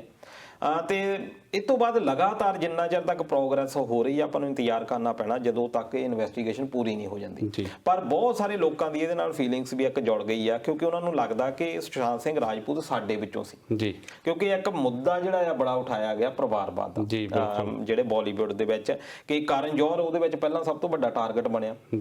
ਕਰਨ ਜੌਹਰ ਜਿੰਨੇ ਵੀ ਦੋਸਤ ਮਿੱਤਰ ਜਾਂ ਮੈਨੂੰ ਮਿਲੇ ਆ, ਜਿੰਨੇ ਲੋਕ ਮੈਨੂੰ ਜਾਣਦੇ ਆ, ਕਿਸੇ ਨੇ ਉਹਦੀ ਅੱਜ ਤੱਕ ਤਾਰੀਫ ਨਹੀਂ ਵੈਸੇ ਕੀਤੀ। ਤੇ ਉਹ ਬੰਦਾ ਪ੍ਰਮੋਟ ਵੀ ਉਹਨਾਂ ਨੂੰ ਹੀ ਕਰਦਾ ਆ ਜਿਹੜੇ ਸਟਾਰ ਦੇ ਕਿਡਸ ਹੈਗੇ, ਸਟਾਰ ਦੇ ਜਿਹੜੇ ਬੱਚੇ ਆ, ਜਿਹੜੇ ਪਹਿਲਾਂ ਹੀ ਸਾਰੀਆਂ ਫੈਸਿਲਿਟੀਆਂ ਲੈਂਦੇ ਆ। ਇਹ ਕਿਹਾ ਜਾਂਦਾ ਕਿ ਬਾਲੀਵੁੱਡ ਦੇ ਵਿੱਚ ਜਿਹੜਾ ਬਾਹਰੋਂ ਜਾਂਦਾ, ਜਿਹਦਾ ਕੋਈ ਲਿੰਕ ਹੈ ਨਹੀਂ, ਉਹਨੂੰ ਬਹੁਤ ਜ਼ਿਆਦਾ ਸਟਰਗਲ ਕਰਨਾ ਪੈਂਦਾ ਆ। ਬਹੁਤ ਸਾਰੇ ਲੋਕ ਡਿਪਰੈਸ਼ਨ ਵਿੱਚ ਉੱਥੇ ਚਲੇ ਜਾਂਦੇ ਆ ਜਦੋਂ ਖਾਂਡੇ ਹੋਣਾ, ਖਾਸ ਤੌਰ ਤੇ ਕਰੋਨਾ ਦੇ ਵਿੱਚ। ਤੁਸੀਂ ਪਿਛਲੀਆਂ ਨਿਊਜ਼ਪੇਪਰ ਕੱਢ ਕੇ ਦੇਖ ਲਓ, ਜਿਹੜੇ ਕਿ ਉੱਥੇ ਕੰਮ ਦੀ ਭਾਲ ਦੇ ਵਿੱਚ ਗਏ, ਥੋੜਾ ਬਹੁਤਾ ਕੰਮ ਜਿਹੜਾ ਚੱਲਦਾ ਸੀ ਉਹ ਸ਼ੂਟਿੰਗਸ ਬੰਦ ਹੋ ਗਈਆਂ, ਇਹ ਤੋਂ ਬਾਅਦ ਖਾਣ ਦੇ ਲਈ ਪੈਸੇ ਵੀ ਹੈ ਨਹੀਂ ਸੀ, ਤੇ ਇਸ ਕਰਕੇ ਉਹਨਾਂ ਨੇ ਸੁਸਾਈਡ ਕਰ ਲਈ। ਪਰ ਉਹ ਜਿਹੜੀਆਂ ਖਬਰਾਂ ਆ ਨੇ ਕਿਤੇ ਅਖਬਾਰਾਂ ਦੇ ਵਿਚਕਾਰਲੇ ਪੇਜ ਦੇ ਉੱਤੇ ਲੱਗੀਆਂ। ਇਸ ਕਰਕੇ ਲੋਕਾਂ ਦਾ ਇਹ ਜ਼ਰੂਰ ਇੱਕ ਵਾਰੀ ਬਾਹਰ ਜ਼ਰੂਰ ਗੱਲ ਨਿਕਲੀ ਕਿ ਐਡਾ ਵੀ ਧੱਕਾ ਇਹਨਾਂ ਦੇ ਨਾਲ ਹੁੰਦਾ। ਆਪਾਂ ਨੂੰ ਤੇ ਹੱਸਦੇ ਚਿਹਰੇ ਜਿਹੜੇ ਆ ਦੀਦੇ ਆ ਜਦੋਂ ਆਪਾਂ ਦੇਖਦੇ ਆ ਫਿਲਮਾਂ ਦੇ ਵਿੱਚ, ਪਰ ਇਹਨਾਂ ਦੇ ਉੱਤੇ ਇੰਨਾ ਜ਼ਿਆਦਾ ਪ੍ਰੈਸ਼ਰ ਆ, ਇਹ ਸਾਨੂੰ ਸੁਸ਼ਾਂਤ ਸਿੰਘ ਰਾਜਪੂਤ ਦੇ ਮਰਡਰ ਤੋਂ ਬਾਅਦ ਪਤਾ ਲੱਗਾ। ਤੇ ਇਹ ਲਿਆਂਦਾ ਕਿ ਨੇ ਇਹਦੇ ਵਿੱਚ ਕੰਗਨਾ ਰਣੌਤ ਦੀ ਮੈਂ ਗੱਲ ਜ਼ਿਕਰ ਕਰਨਾ ਚਾਹੁੰਦਾ। ਬਿਲਕੁਲ ਤੁਸੀਂ ਗੱਲ ਕੀਤੀ ਕਿ ਜਿੱਦਾਂ ਜਦੋਂ ਇਹਨੂੰ ਸੁਸਾਈਡ ਨਾਲ ਜੋੜ ਕੇ ਵੇਖਿਆ ਜਾ ਰਿਹਾ ਤੇ ਬਹੁਤ ਚੰਦ ਕੋ ਜਿਹੜੇ ਵਿਅਕਤੀ ਸੀ ਉਹ ਸੁਸ਼ਾਂਤ ਸਿੰਘ ਰਾਜਪੂਤ ਦੇ ਹੱਕ 'ਚ ਬੋਲ ਰਹੇ ਸੀ, ਤੇ ਉਸ ਤੋਂ ਬਾਅਦ ਜਿਹੜੀ ਨੈਪੋਟਿਜ਼ਮ ਦੀ ਗੱਲ ਚੱਲੀ, ਪਰਿਵਾਰਵਾਦ ਦੀ ਗੱਲ ਚੱਲੀ, ਤੇ ਜਿਹੜੇ ਸਾਰੇ ਸਵਾਲ ਆ ਇਹ ਚੁੱਕਣ ਵਾਲੀ ਮੇਰੇ ਖਿਆਲ ਕੰਗਨਾ ਰਣੌਤ ਸੀਗੀ। ਤੇ ਕੰਗਨਾ ਰਣੌਤ ਦਾ ਵੀ ਹੁਣ ਜਿਹੜਾ ਮੁੱਦਾ ਇਸ ਵਕਤ ਕਾਫੀ ਗਰਮਾਇਆ ਹੋਇਆ, ਕਿਉਂਕਿ ਕੰਗਨਾ ਰਣੌਤ ਤੇ ਸੰਜੇ ਰੌਤ ਉਹਨਾਂ ਦਾ ਇਸ ਵੇਲੇ ਝਗੜਾ ਕਾਫੀ ਚੱਲ ਰਿਹਾ, ਤੇ ਉਹਨਾਂ ਦਾ ਜਿਹੜਾ ਦਫ਼ਤਰ ਆ ਉੱਤੇ ਵੀ ਜਿਹੜਾ ਉਹਨਾਂ ਨੂੰ ਭੰਨ ਤੋੜ ਕੀਤੀ ਗਈ ਆ। ਦੇਖੋ, ਕੰਗਨਾ ਰਣੌਤ ਸ਼ੁਰੂ ਤੋਂ ਹੀ ਇੱਕ ਬੋਲਡ ਕਿਸਮ ਦੀ ਸ਼ਖਸੀਅਤ ਆ, ਸੱਚਾਈ ਬੋਲਦੀ ਆ। ਚਾਹੇ ਉਹ ਪਿਛਲੇ ਆਪਾਂ ਗੱਲ ਕਰ ਲਈਏ, ਉਹ ਪੰਚੋਲੀ ਦੀ ਆਪਾਂ ਗੱਲ ਕਰ ਲਈਏ, ਦਿੱਤਿਆ ਪੰਚੋਲੀ ਦੇ ਕਾਫੀ ਖਿਲਾਫ ਬੋਲੀ ਆ। ਫਿਰ ਉਹ ਤੋਂ ਬਾਅਦ ਆਪਣੇ ਰਜੇਸ਼ ਰੋਸ਼ਨ ਦਾ ਉਹ ਜਿਹੜਾ ਰਕੇਸ਼ ਰੋਸ਼ਨ ਦਾ ਮੁੰਡਾ ਰਿਤਿਕ ਰੋਸ਼ਨ, ਤੇ ਉਹ ਜਿਹੜਾ ਆ ਉਹਦੇ ਉੱਤੇ ਵੀ ਕਾਫੀ ਹਾਵੀ ਹੋ ਗਈ ਇਹ। ਤੇ ਸੱਚ ਜਿਹੜਾ ਆ ਕੇ ਬਾਹਰ ਹੁਣ ਇਹ ਪਤਾ ਨਹੀਂ ਵੀ ਸੱਚ ਦੱਸੀ ਜਾਂ ਕਿੱਦਾਂ, ਪਰ ਉਹਨਾਂ ਨੇ ਝੁਠਲਾਇਆ ਵੀ ਹੈ ਨਹੀਂ, ਉਹਨਾਂ ਨੇ ਕਿਹਾ ਵੀ ਹੈ ਨਹੀਂ ਵੀ ਇਹ ਜਿਹੜਾ ਝੂਠ ਬੋਲਦੀ ਆ, ਦੈਟ ਮੀਨਸ ਕਿ ਇਹ ਸੱਚ ਬੋਲਦੀ ਸੀ। ਜੋ ਕਹਿੰਦੀ ਆ ਡਟ ਕੇ ਕਹਿੰਦੀ ਆ। ਹੁਣ ਸੁਸ਼ਾਂਤ ਸਿੰਘ ਰਾਜਪੂਤ ਦਾ ਕੇਸ ਵੀ ਜੇ ਇੱਥੇ ਤੱਕ ਗਿਆ, ਉਹਦੇ ਵਿੱਚ ਕੰਗਨਾ ਰਣੌਤ ਦਾ ਬਹੁਤ ਵੱਡਾ ਹਿੱਸਾ। ਇਹਨੇ ਸਭ ਤੋਂ ਪਹਿਲਾਂ ਹੀ ਕਿਹਾ ਕਿ ਉਹ ਡਿਪਰੈਸ਼ਨ ਦੇ ਵਿੱਚ ਇੱਕ ਹੱਤਿਆ। ਫਿਰ ਇਹਨੇ ਕਿਹਾ ਕਿ 99% ਜਿਹੜੇ ਲੋਕ ਆ ਇੱਥੇ ਡਰੱਗ ਲੈਂਦੇ ਆ, ਭਾਵੇਂ ਇਹ ਫਿਗਰ ਘੱਟ ਹੋ ਸਕਦੀ ਆ, 99% ਤਾਂ ਬਹੁਤ ਜ਼ਿਆਦਾ ਹੋ ਜਾਂਦੀ ਹੈ। ਦੈਟ ਮੀਨਸ ਕਿ 100 ਚੋਂ ਇੱਕ ਹੀ ਬੰਦਾ ਜਿਹੜਾ ਕਿ ਕੁਝ ਡਰੱਗ ਨਹੀਂ ਲੈਂਦਾ। ਤੇ ਪਰ ਕਿਹਾ ਕਿ ਡਰੱਗ ਇਹਦਾ ਮਤਲਬ ਇਹ ਹੈਗਾ ਕਿ ਜ਼ਰੂਰ ਇਨਵੋਲਵਮੈਂਟ ਇਹਦੇ ਵਿੱਚ ਰਹੀ ਆ। ਫਿਰ ਉਸ ਤੋਂ ਬਾਅਦ ਇਹਨਾਂ ਨੇ ਇੱਕ ਬਿਆਨ ਦੇ ਦਿੱਤਾ ਕਿ ਮੈਨੂੰ ਇਦਾਂ ਲੱਗਦਾ ਕਿ ਬੰਬਈ ਆ, ਇਹ ਜਿਹੜਾ ਪਾਕਿਸਤਾਨ ਪ੍ਰਸ਼ਾਸਿਤ ਕਸ਼ਮੀਰ ਆ, ਯਾਨੀ ਕਸ਼ਮੀਰ ਦਾ ਜਿਹੜਾ ਹਿੱਸਾ ਪਾਕਿਸਤਾਨ ਦੇ ਹੱਕ, ਜਿਹਨੂੰ ਉਹ ਆਜ਼ਾਦ ਕਸ਼ਮੀਰ ਕਹਿੰਦਾ, ਉਹਦਾ ਮੈਨੂੰ ਲੱਗਦਾ ਕਹਿੰਦੀ ਵੀ ਮੈਂ ਉੱਥੇ ਰਹਿੰਦੀ ਆ। ਉਹ ਤੋਂ ਬਾਅਦ ਸੰਜੇ ਰੌਤ ਜਿਹੜੇ ਕਿ ਇਸ ਵੇਲੇ ਪਾਰਲੀਮੈਂਟ ਮੈਂਬਰ ਹੈਗੇ ਆ, ਉਹਨਾਂ ਨੇ ਇਹ ਕਹਿ ਦਿੱਤਾ ਕਿ ਜੇ ਇਹਨੂੰ ਇੱਦਾਂ ਚੰਗਾ ਲੱਗਦਾ ਆ ਵੀ ਇਹਨੂੰ ਇੱਥੇ ਵੜ ਨਹੀਂ ਦੇਣਾ ਚਾਹੀਦਾ। ਮਹਾਰਾਸ਼ਟਰ ਦੇ ਵਿੱਚ ਉਸ ਵੇਲੇ ਆਪਣੇ ਘਰ ਸੀ ਇਹ, ਹਿਮਾਚਲ ਪ੍ਰਦੇਸ਼ ਦੇ ਵਿੱਚ, ਤੇ ਇਹ ਕਿਹਾ ਵੀ ਆਵੇ ਨਾ ਉਹ। ਪਰ ਇਹਨੇ ਚੈਲੰਜ ਕਰ ਦਿੱਤਾ ਵੀ ਇਹ 9 ਤਰੀਕ ਨੂੰ ਅੱਜ ਇਹ ਪਹੁੰਚ ਗਈ ਆ ਉੱਥੇ ਮੁੰਬਈ ਦੇ ਵਿੱਚ। ਉਸ ਤੋਂ ਬਾਅਦ ਕਾਫੀ ਕਸ਼ਮਕਸ਼ ਜਿਹੜੀ ਆ ਚੱਲੀ ਆ, ਤੇ ਮੁੰਬਈ ਕੁਛ ਇੱਕ ਸੀਰੀਅਲ ਦੇ ਵਿੱਚ ਬੜੇ ਇਤਰਾਜ਼ਯੋਗ ਸ਼ਬਦ ਉਹਨੇ ਵਰਤੇ ਆ ਇਹਦੇ ਲਈ। ਇੱਕ ਕੁੜੀਆਂ ਦੇ ਲਈ ਅਸੀਂ ਰਿਸਪੈਕਟ ਦਿੰਦੇ ਆ, ਬੱਚੀਆਂ ਦੇ ਲਈ, ਤੇ ਇੱਕ ਪਾਸੇ ਜਿਹੜਾ ਪਾਰਲੀਮੈਂਟ ਮੈਂਬਰ ਆ ਉਹ ਬੜਾ ਭੱਦੇ ਸ਼ਬਦ ਬੋਲਦਾ ਇਹਨੂੰ। ਈਵਨ ਕਿ 2019 ਦੀ ਤੁਸੀਂ ਗੱਲ ਕਰ ਲਓ, ਜਦੋਂ ਉਹ ਗੱਲ ਕਰਦਾ ਬੁਰਕਾ ਬੈਨ ਦੀ, ਇਹੀ ਸੰਜੇ ਰੌਤ, ਕਿ ਬੁਰਕਾ ਜਿਹੜਾ ਆ ਲੱਗਣਾ ਨਹੀਂ ਚਾਹੀਦਾ। ਜਿੱਦਾਂ ਤੁਸੀਂ ਗੱਲ ਕੀਤੀ ਕਿ ਜਿਹੜੇ ਉਹ ਬਹੁਤ ਅਗਰੈਸਿਵ, ਸੰਜੇ ਰੌਤ ਨੇ ਬਹੁਤ ਅਗਰੈਸਿਵ ਰੁਖ ਅਪਣਾਇਆ।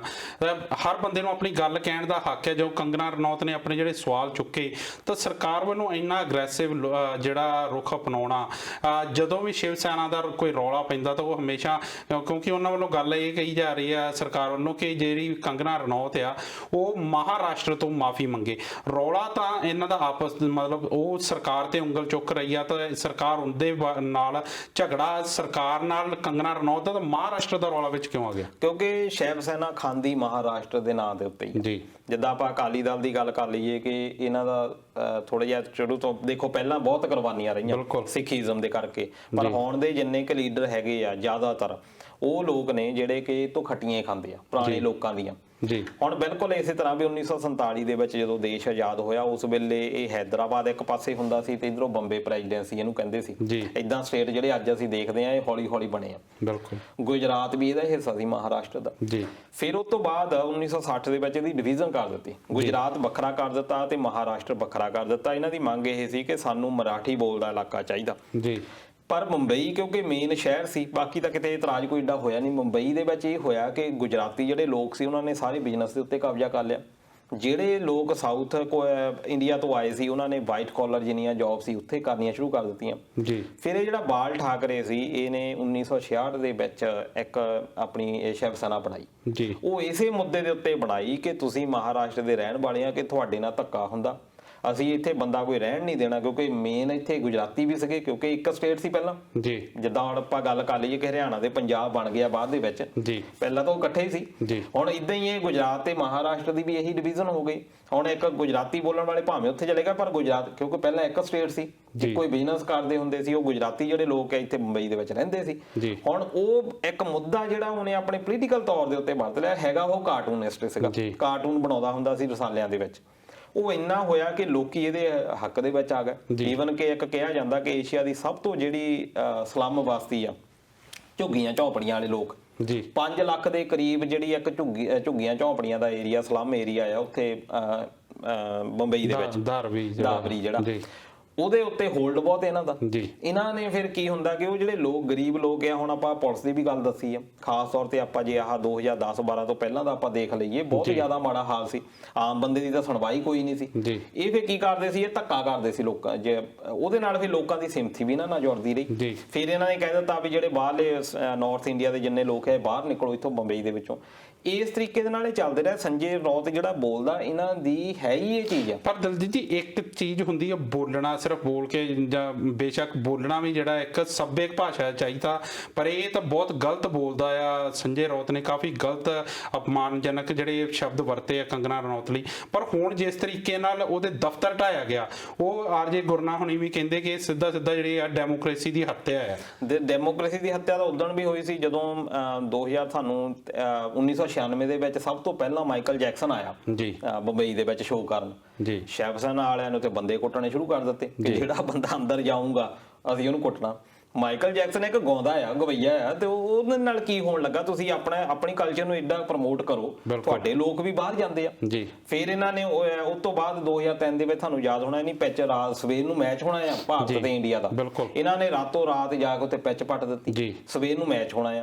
ਫਿਰ ਇਹਨਾਂ ਨੇ ਵਿਰੋਧ ਇੰਨਾ ਜ਼ਿਆਦਾ ਕੀਤਾ, ਉਹਦਾ ਸਾਡੇ ਵਰਲਡ ਦੇ ਵਿੱਚ ਕੀ ਜਾਂਦਾ। ਫਿਰ 2005 ਦੇ ਵਿੱਚ ਨਵੀਂ ਦਿੱਲੀ ਵਿੱਚ ਵੀ ਆਹੀ ਕੰਮ ਕੀਤਾ, ਜਿਹੜਾ ਬੰਦਾ ਉੱਥੇ ਸਟੇਡੀਅਮ 'ਚ ਭਾਰਤ ਪਾਕਿਸਤਾਨ ਦਾ ਮੈਚ ਦੇਖਣ ਜਾਵੇ ਇਹ ਬੰਦੇ ਬਾਹਰ ਕੁੱਟ ਦਿਆ ਕਰਨ। ਫਿਰ ਇਹਨਾਂ ਨੇ ਗੁਲਾਮ ਅਲੀ ਦਾ ਵਿਰੋਧ ਬਹੁਤ ਜ਼ਿਆਦਾ ਕੀਤਾ। ਇਹ ਅਸਲ ਦੇ ਵਿੱਚ ਕੀ ਆ, ਹੁਣ ਜਿੰਨੀ ਭਾਸ਼ਾ ਇਹਨੇ ਬਹੁਤ ਗਲਤ ਬੋਲੀ ਉਹਲੇ ਕੁੜੀ ਲਈ ਜੀ। ਬਿਲਕੁਲ। ਤੇ ਸ਼ਿਵ ਸੈਨਾ ਨੇ ਕੀ ਕੀਤਾ, ਉਹਨੂੰ ਮੁੱਖ ਬੁਲਾਰਾ ਬਣਾਤਾ, ਬਿਲਕੁਲ ਉਹਨੂੰ ਪ੍ਰਮੋਟ ਕਰ ਦਿੱਤਾ ਹੋਰ ਵੀ ਜ਼ਿਆਦਾ ਕਿ ਬਹੁਤ ਵਧੀਆ ਕਰਦਾ ਜੀ। ਅਜੇ ਤਾਂ ਇੰਨਾ ਸ਼ੁਕਰ ਆ ਕਿ ਰਾਜ ਠਾਕਰੇ ਨਹੀਂ ਇਹਦਾ ਪ੍ਰਧਾਨ ਬਣਿਆ। ਰਾਜ ਠਾਕਰੇ ਬਾਹਰ ਨਿਕਲ ਗਿਆ ਸੀ। ਉਹ ਬਿਲਕੁਲ ਬਾਦਲਾਂ ਵਾਲੀ ਸਟੋਰੀ ਸੀ, ਮਨਪ੍ਰੀਤ ਬਾਦਲ ਤੇ ਸੁਖਬੀਰ ਬਾਦਲ ਦੀ, ਕਿ ਉਧਵ ਠਾਕਰ ਜਿਹੜਾ ਉਹਦਾ ਮੁੰਡਾ ਸੀ ਇਹ ਭਤੀਜਾ ਸੀ। ਪਰ ਰਾਜ ਠਾਕਰੇ ਇਦੋਂ ਵੀ ਜ਼ਿਆਦਾ ਗਰਮ ਆ। ਇਹਦਾ ਸ਼ੁਕਰ ਆ ਕਿ ਉਹ ਸ਼ਿਵ ਸੈਨਾ ਤੋਂ ਬਾਹਰ ਆ, ਉਹਦੇ ਕੋਲ ਹੱਥ 'ਚ ਪਾਵਰ ਨਹੀਂ, ਉਹ ਤਾਂ ਇਦੋਂ ਵੀ ਜ਼ਿਆਦਾ ਅਗਰੈਸਿਵ ਆ। ਤੇ ਇਹ ਇੰਨੇ ਜ਼ਿਆਦਾ ਅਗਰੈਸਿਵ ਆ। ਚਲੋ ਠੀਕ ਆ, ਤੁਸੀਂ ਜਦੋਂ ਜਿੱਦਾਂ ਗਵਰਨਰ ਸਾਹਿਬ ਉਹਨਾਂ ਨੇ ਕਿਹਾ ਕਿ ਡੈਮੋਕ੍ਰੈਟਿਕ ਚੀਜ਼ ਹੈਗੀ ਆ ਤੇ ਲੋਕਤੰਤਰ ਜਿਹੜੀਆਂ ਵੈਲਿਊਜ਼ ਆ ਸਾਨੂੰ ਉਹਨਾਂ ਦੀ ਪ੍ਰਵਾਹ ਜ਼ਰੂਰ ਕਰਨੀ ਚਾਹੀਦੀ ਆ। ਹੁਣ ਦਫ਼ਤਰ ਦੇ ਭੰਨ ਤੋੜ ਕੀਤੀ ਆ ਜੀ। ਕੀ ਇਹ ਦਫ਼ਤਰ ਅੱਜ ਦਾ ਬਣਿਆ, ਅੱਜ ਕੱਲ੍ਹ ਹੀ ਬਣਿਆ ਇਹ? ਬਿਲਕੁਲ। ਇਹ ਕਦੋਂ ਦਾ ਬਣਿਆ ਹੋਣਾ, ਕਿੰਨੇ ਸਾਲ ਹੋ ਗਏ ਹੋਣੇ ਆ? ਇਹ ਕੀ ਜਿਹੜੀ ਬੰਬਈ ਨਗਰ ਪਾਲਿਕਾ ਉਹਨਾਂ ਨੂੰ ਕੱਲ੍ਹ ਚੇਤੇ ਆਈ ਇਹ ਗੱਲ? ਬਿਲਕੁਲ। ਜਾਂ ਉਹਦੇ ਬੰਗਲੇ ਦਾ ਮੋਹਲਾ ਹਿੱਸਾ ਹੈ ਉਹ ਵੀ ਤੋੜਿਆ ਗਿਆ। ਇਹ ਤਾਂ ਹੁਣ ਅਦਾਲਤ ਨੇ ਰੋਕ ਲਾਈ ਆ ਜੀ। ਤੇ ਬਹੁਤ ਸਾਰੇ ਜਦੋਂ ਅਧਿਕਾਰੀਆਂ ਨੂੰ ਪੁੱਛਿਆ ਗਿਆ, ਬਹੁਤ ਸਾਰੇ ਅਧਿਕਾਰੀਆਂ ਨੂੰ ਪਤਾ ਹੀ ਨਹੀਂ ਜੀ, ਜਿਹੜੇ ਕਿ ਨਗਰ ਪਾਲਿਕਾ ਦੇ ਵਿੱਚ ਕੰਮ ਕਰਦੇ ਆ, ਉਹਨਾਂ ਨੂੰ ਪਤਾ ਹੀ ਨਹੀਂ ਕਿ ਇੱਥੇ ਅਸੀਂ ਕੋਈ ਇਦਾਂ ਦਾ ਕੰਮ ਕੀਤਾ। ਤੇ ਇਹਦਾ ਮਤਲਬ ਇਹੀ ਆ ਕਿ ਜਦੋਂ ਸਰਕਾਰਾਂ ਇਦਾਂ ਕਰਦੀਆਂ ਆ ਆਮ ਲੋਕ ਕਿੱਦਾਂ ਆਪਣੇ ਆਪ ਨੂੰ ਸੇਫ ਸਮਝਣਗੇ। ਹੁਣ ਜਿੱਦਾਂ ਇਹਨਾਂ ਨੇ ਕੰਗਣਾ ਰੌਤ, ਮੈਂ ਉਹਨਾਂ ਦਾ ਫੇਵਰ ਨਹੀਂ ਕੋਈ ਕਰਦਾ, ਭਾਵੇਂ ਕੋਈ ਕੁਛ ਲੋਕ ਇਹ ਵੀ ਸੋਚਣ ਲੱਗ ਗਏ ਆ ਕਿ ਸ਼ਾਇਦ ਬੀਜੇਪੀ, ਉਹ ਤਾਂ ਹੈ ਹੀ ਆ, ਜਿੱਦਾਂ ਉਹਨਾਂ ਨੂੰ ਸਿਕਿਉਰਿਟੀ ਦਿੱਤੀ ਆ, ਤੇ ਇੱਕ ਅੱਜ ਦਾ ਟਵੀਟ ਵੀ ਹੈਗਾ ਉਹਨਾਂ ਦਾ।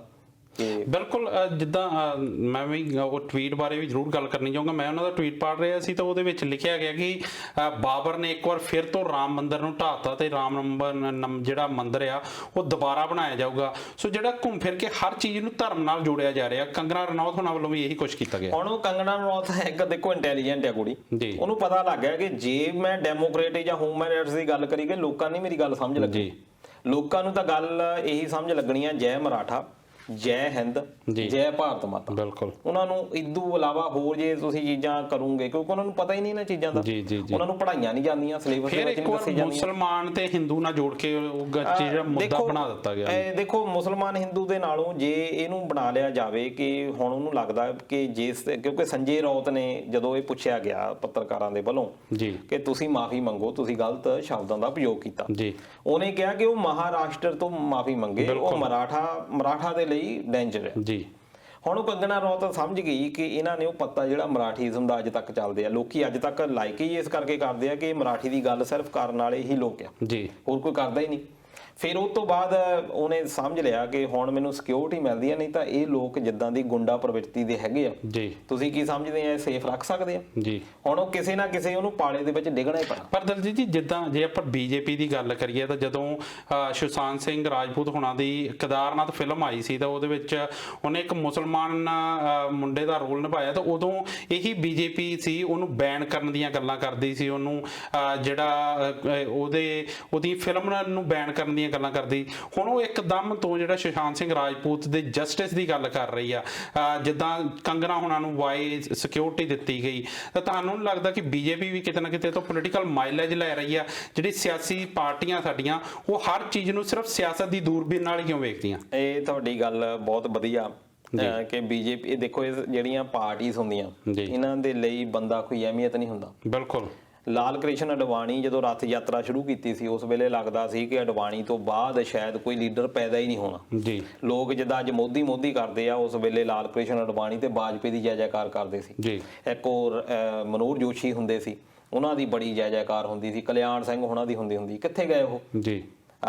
ਲਾਲ ਕ੍ਰਿਸ਼ਨ ਅਡਵਾਨੀ ਤਾਂ ਅਜੇ ਵੀ ਜੀਂਦੇ ਆ, ਕੌਣ ਪੁੱਛਦਾ ਜੀ? ਪਾਰਟੀਜ਼ ਯੂਜ਼ ਐਂਡ ਥਰੂ ਵਾਲੀ ਗੱਲ ਕਰਦੇ ਆ, ਇਹਨਾਂ ਦਾ ਇੱਕ ਏਜੰਡਾ ਬਣਿਆ ਜਿਹੜਾ ਤਾਂ ਫਿੱਟ ਬਹਿੰਦਾ ਉਹ ਠੀਕ ਆ।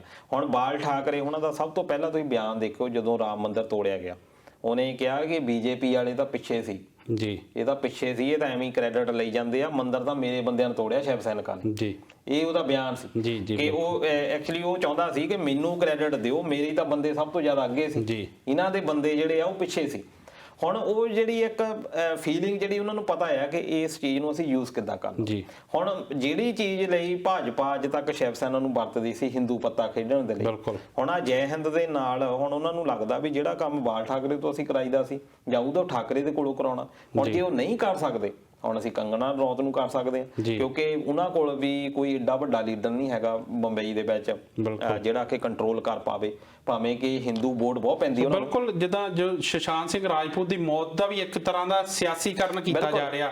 ਬੇਸ਼ੱਕ ਜਿਹੜੇ ਬਹੁਤ ਸਾਰੀਆਂ ਸਵਾਲ ਜਿਹੜੇ ਕੰਗਣਾ ਰਣੌਤ ਵੱਲੋਂ ਚੁੱਕੇ ਗਏ, ਬਹੁਤ ਸਾਰੀਆਂ ਤੱਥ ਆ ਉਹਨਾਂ ਵਿੱਚ, ਬਹੁਤ ਸਾਰੀਆਂ ਗੱਲਾਂ ਕੀਤੀਆਂ ਗਈਆਂ, ਪਰ ਬੀਜੇਪੀ ਵੱਲੋਂ ਜਿੱਦਾਂ ਕੰਗਣਾ ਰਣੌਤ ਨੂੰ ਵਰਤਿਆ ਜਾ ਰਿਹਾ, ਜਾਂ ਜਿੱਦਾਂ ਜੇ ਇਹ ਨਹੀਂ ਕਹਿ ਸਕਦੇ ਕੰਗਣਾ ਰਣੌਤ ਨੂੰ ਵਰਤਿਆ ਜਾ ਰਿਹਾ, ਪਰ ਜਿਸ ਤਰੀਕੇ ਨਾਲ ਮੁੱਦੇ ਨੂੰ ਵਰਤਿਆ ਜਾ ਰਿਹਾ, ਜਿੱਦਾਂ ਉਹ ਵੀ ਸਿਰਫ ਇਸ ਕਰਕੇ ਕਿਉਂਕਿ ਉਹਦੇ ਮਹਾਰਾਸ਼ਟਰ 'ਚ ਜਿਹੜੀ ਸਰਕਾਰ ਆ ਉਹ ਬੀਜੇਪੀ ਦੇ ਖਿਲਾਫ ਹੈ। ਬਿਲਕੁਲ, ਤੇ ਦੂਜਾ ਇਹ ਹੈ ਕਿ ਜਿਹੜਾ ਇਹ ਇਸ਼ੂ ਦੇ ਉੱਤੇ ਲੜ ਰਿਹਾ ਇਸ ਵੇਲੇ, ਆਪਾਂ ਨੂੰ ਇਹ ਵੀ ਗੱਲ ਦੇਖਣੀ ਪੈਣੀ ਹੈ ਕਿ ਕੀ ਇਹ ਇੰਪੋਰਟੈਂਟ ਹੈਗਾ ਇਸ ਸਿਚੁਏਸ਼ਨ ਦੇ ਵਿੱਚ ਜੀ। ਆਪਣਾ ਇਹ ਪ੍ਰੋਗਰਾਮ ਦੀ ਸਟਾਰਟਿੰਗ ਦੇ ਵਿੱਚ ਆਪਾਂ ਕੁਛ ਦੇਰ ਗੱਲਬਾਤ ਕੀਤੀ ਕਿ ਸਾਡੀਆਂ ਸਮੱਸਿਆਵਾਂ ਤਾਂ ਇਸ ਵੇਲੇ ਇਹ ਹੈਗੀ ਕਿ ਕਰੋਨਾ ਵਾਇਰਸ ਤੋਂ ਕਿੱਦਾਂ ਬਚਣਾ ਜੀ, ਉਸ ਤੋਂ ਬਾਅਦ ਜਿਹੜੀ ਸਾਡੀ GDP ਆ ਉਹ ਮਾਈਨਸ ਦੇ ਵਿੱਚ ਜਾ ਰਹੀ ਆ, ਉਹ ਤੋਂ ਅਸੀਂ ਕਿੱਦਾਂ ਇੰਪਰੂਵਮੈਂਟ ਕਰਨੀ ਹੈ ਜੀ। ਪਰ ਤੁਸੀਂ ਦੇਖ ਲਿਓ ਕਿ ਸਰਕਾਰਾਂ ਦਾ ਇਹ ਵੀ ਇੱਕ ਢੰਗ ਤਰੀਕਾ ਹੁੰਦਾ।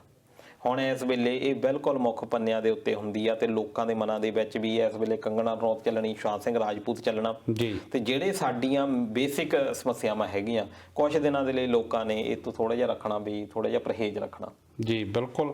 ਸੋ ਕਿ ਸਾਡੀਆਂ ਜਿਹੜੀਆਂ ਸਰਕਾਰਾਂ ਉਹ ਕਿਤੇ ਨਾ ਕਿਤੇ ਮੁੱਦਿਆਂ ਤੋਂ ਭਟਕਾਉਂਦੀਆਂ ਤੇ ਸਿਰਫ ਜਿਹੜੇ ਆਪਣੇ ਫਾਇਦੇ ਲਈ, ਆਪਣੇ ਮਫਾਦਾਂ ਲਈ ਜਿਹੜੇ ਮੁੱਦਿਆਂ ਨੂੰ ਵਰਤਿਆ ਜਾਂਦਾ। ਉਹ ਬੇਸ਼ੱਕ ਜੇਕਰ ਸੁਸ਼ਾਂਤ ਦੀ ਮੌਤ ਹੋਈ ਆ ਜਾਂ ਸੁਸਾਈਡ ਹੋਇਆ ਜਾਂ ਮਰਡਰ ਹੋਇਆ, ਉਹਦੀ ਜਿਹੜੀ ਜਾਂਚ ਹੈ ਉਹ ਤਾਂ CBI ਕਰੂਗੀ, ਪਰ ਜਿਹੜਾ ਜਿਸ ਤਰੀਕੇ ਨਾਲ ਸਰਕਾਰਾਂ ਵਰਤ ਰਹੀਆਂ, ਚਾਹੇ ਮਹਾਰਾਸ਼ਟਰ ਦੀ ਸਰਕਾਰ ਉਹਨੂੰ ਵਰਤ ਰਹੀ ਆ, ਚਾਹੇ BJP ਦੀ ਸਰਕਾਰ ਵਰਤ ਰਹੀ ਆ, ਉਹ ਮੇਰੇ ਖਿਆਲ ਬਹੁਤ ਆਪਣੇ ਆਪ 'ਚ ਬਹੁਤ ਗਲਤ ਆ ਜੀ।